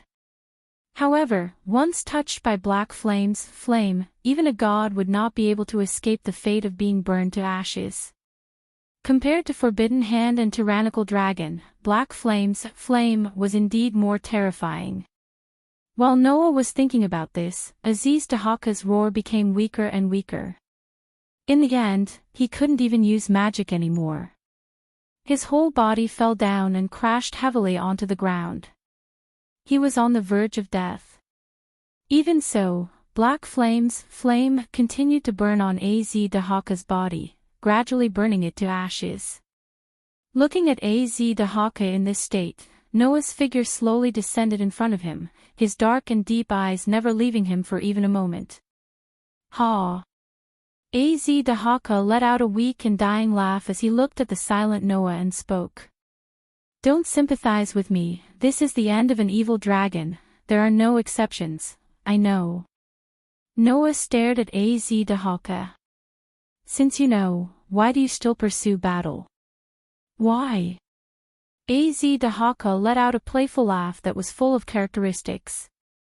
Because being defeated by heroes and courageous people, that is the meaning of an evil dragon like me. After saying this, Dahaka's body gradually burned to ashes and turned into nothingness. Noah fell silent again. Above my corpse is justice. Noah closed his eyes. Although there are different evils, you are still the three-headed demon dragon of the fire worship sect.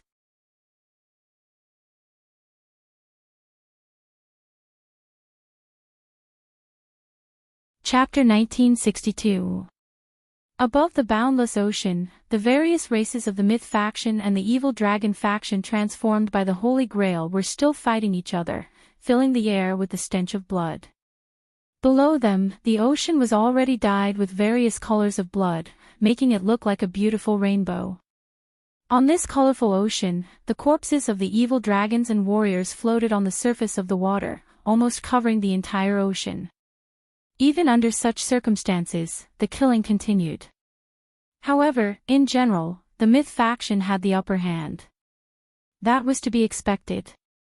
Not to mention that this encirclement and annihilation was carried out according to plan, the fact that the evil dragons were not rational was also a fatal flaw. On top of that, the mythological faction had gathered their forces to surround and annihilate the evil dragon. Only a few elites were sent to fight Lezavim, Euclid, and the legendary evil dragon in the alternate dimension. The battle was almost one-sided. As time passed, the myth faction gained more and more advantages. Piszczich. When the last evil dragon was slain by an angel of the heavens with a sword of light, the battle that involved all the myth faction finally came to an end. Before that, the battles in the various alternate dimensions had also come to an end. The ones who were sent to the alternate dimensions were Lezavim, Euclid, and the legendary evil dragons. According to the plan, Lezavim and Euclid, who might possess the Holy Grail, would be sent to the alternate dimensions respectively, while Wally and Gulifia would fight them. Apart from Lezavim and Euclid, Dahaka and Apophis, who were known as the strongest evil dragons and whose strength was second only to the sky dragon level, had to be sent to a different dimension respectively, where Noah and Clon Kuvok would fight. As for Glendale, Radon, and Nidhogg, they were all sent to the last alternate dimension. The ones who fought against the three evil dragons were the Jamonlis, Sidis, and Wallis. The result was gratifying. After Arubian untangled the knot in his heart, admitted to himself, and unleashed his true power, Varley, who used the poison of reduction that could destroy even the gods, easily defeated Lezavim and killed the despicable son of the Demon King with his own hands. Clon Koa, who was also a heavenly dragon, had a fierce battle with Apophis. In the end, Clon Koa paid the price of an arm and crushed Apophis's throat with a bite. Glendale, Radon, and Nidhogg were also very difficult to deal with. If there were only Jamonlis and Sidis kin, it would be very difficult to defeat them. However, Wally's team also participated in that chaotic battle. The result was different. With the participation of Black Song, Luffy, Monkey, Arthur, and Fenrir, the Jamonli and Sidi families were also victorious. Glendale, known for his sturdy scales, could not stop the fangs that could kill even the gods, and was killed by Fenrir. Radon's barrier and defense were very difficult to deal with, but Laia's destructive magic was also known for destroying everything. With the help of the Jamonli's kin, she successfully destroyed the evil dragon. Nidhogg, on the other hand, was an idiot. In order to fight for food, he charged forward without thinking at all, only to have his innards crushed by Kitten and Blacksong's divine spells. He could not have been more dead. Without the help of the Holy Grail, the 3 legendary evil dragons that could not be revived did not even have their souls escape.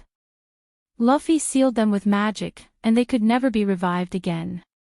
As for Euclid, no one expected that the direct heir of the Lucifergus family was not weaker than Gulifia at all. He had the power of a demon king. Gulifia, who also had the power of a demon king, almost lost to Euclid. Fortunately, compared to Euclid, Gulifia was still slightly better. In the end, she managed to knock her brother to the ground. In addition to Aziz Dahaka, who had been burned to ashes by Noah, the battle in the 5 different dimensions also ended with a great victory. As a result, apart from Euclid who was captured alive by Gulifia, the rest of the people who were sent to the alternate dimension were all killed. In other words, the disaster squad was completely annihilated. In this war, the myths had won a complete victory. Oh, oh, oh, oh, oh. Above the multicolored ocean with countless floating corpses, warriors of various races raised their weapons high and cheered for victory. On an island, Euclid, who was tied up with mana-restraining ropes, was brought before Syzax by Gulifia. Euclid Lucifergus. Syzax said as he looked at Euclid, who was tied up and covered in wounds. As for you, I have a lot of things to say to you. I also have a lot to say to you. Euclid met Syzax's gaze and said expressionlessly. After all, to me, you're the one who took away the position of Lucifer that I was supposed to support. You're also the one who took away my sister. So, I think we should have a good talk. Syzax smiled faintly. When we return to the underworld, I hope you can listen to me. Euclid didn't answer. Syzax didn't know whether he was disdainful or acquiescing. He turned his head away. Beside him, Noah didn't pay attention to Euclid. Instead, he turned his gaze to Clone Koak. Looking at Clone Kovac's tired face and shoulder that was missing an arm, Noah approached and asked. Are you alright? I'm fine. Clone Koak didn't even turn his head and answered directly. With Apophis as your opponent, you're already lucky to be able to defeat him. That's true, but I'm the one who asked you to come here. Noah sighed. I'm partly responsible for your injury. You're wrong. Clone Koak looked at Noah. His pair of different colored eyes, one gold and one black, stared at Noah. Although I promised you to come here to fight, I also made a request at that time. That is, the opponent must be qualified. I chose Apophis myself, and I paid for this arm. It has nothing to do with you. Then you should at least give me a chance to compensate you, right? Noah couldn't help but roll his eyes. I'll find a way to help you recover your arm. Clone Koak didn't say anything else. He seemed to agree with Noah's approach. In this regard, Asashel laughed. Why don't you try the power of the Holy Grail? It just so happens that Wally has taken the Holy Grail back from Lezavim. Right, there was still the Holy Grail. With that tool of divine destruction that could subvert the principles of life, even Clone Koak could be resurrected after death, let alone recover an arm injury. Wally. Asashel looked at Wally in the distance. Where's the Holy Grail? Wally didn't answer. He only raised a hand and unfolded a magic formation. From the magic formation, a resplendent golden cup appeared and fell into Wally's hand. Holding the Holy Grail, Wally was about to hand it to Asashel when Euclid suddenly raised his head and cried out in shock. You killed Lord Lezavim. What? Asashel said with a smile that wasn't a smile. Is there a problem? He deserved to die. Wally said mercilessly. There's no reason to keep him alive. Hearing Wally and Asashel's words, Euclid's face suddenly changed and became extremely pale. It's over. Euclid muttered sluggishly. It's all over now. Looking at Euclid's deathly pale face, everyone who thought that Euclid couldn't accept Lezavim's death immediately noticed something strange. Even Noah noticed it. The expression on Euclid's pale face was not one of sadness or pain, but of fear. That fear made everyone present look at each other in dismay. Noah's brows furrowed tightly. He subconsciously felt that something was wrong. Just when Noah wanted to step forward and ask Euclid, two petite figures suddenly flashed beside him. It was Orpheus and Lilith. The two dragon gods raised their heads and looked up with an extremely rare dignified expression. At the same time, a terrifying pressure descended from the sky, suppressing everyone's body. You're tuning in to the Dreamy Chapters YouTube channel. We're so grateful for your support, and don't forget to subscribe to join us on this incredible journey through captivating stories. Your generosity through donations truly makes a world of difference, as it's the primary source of revenue that allows me to expand and enhance this channel for you. Thank you from the bottom of my heart for being a part of this adventure.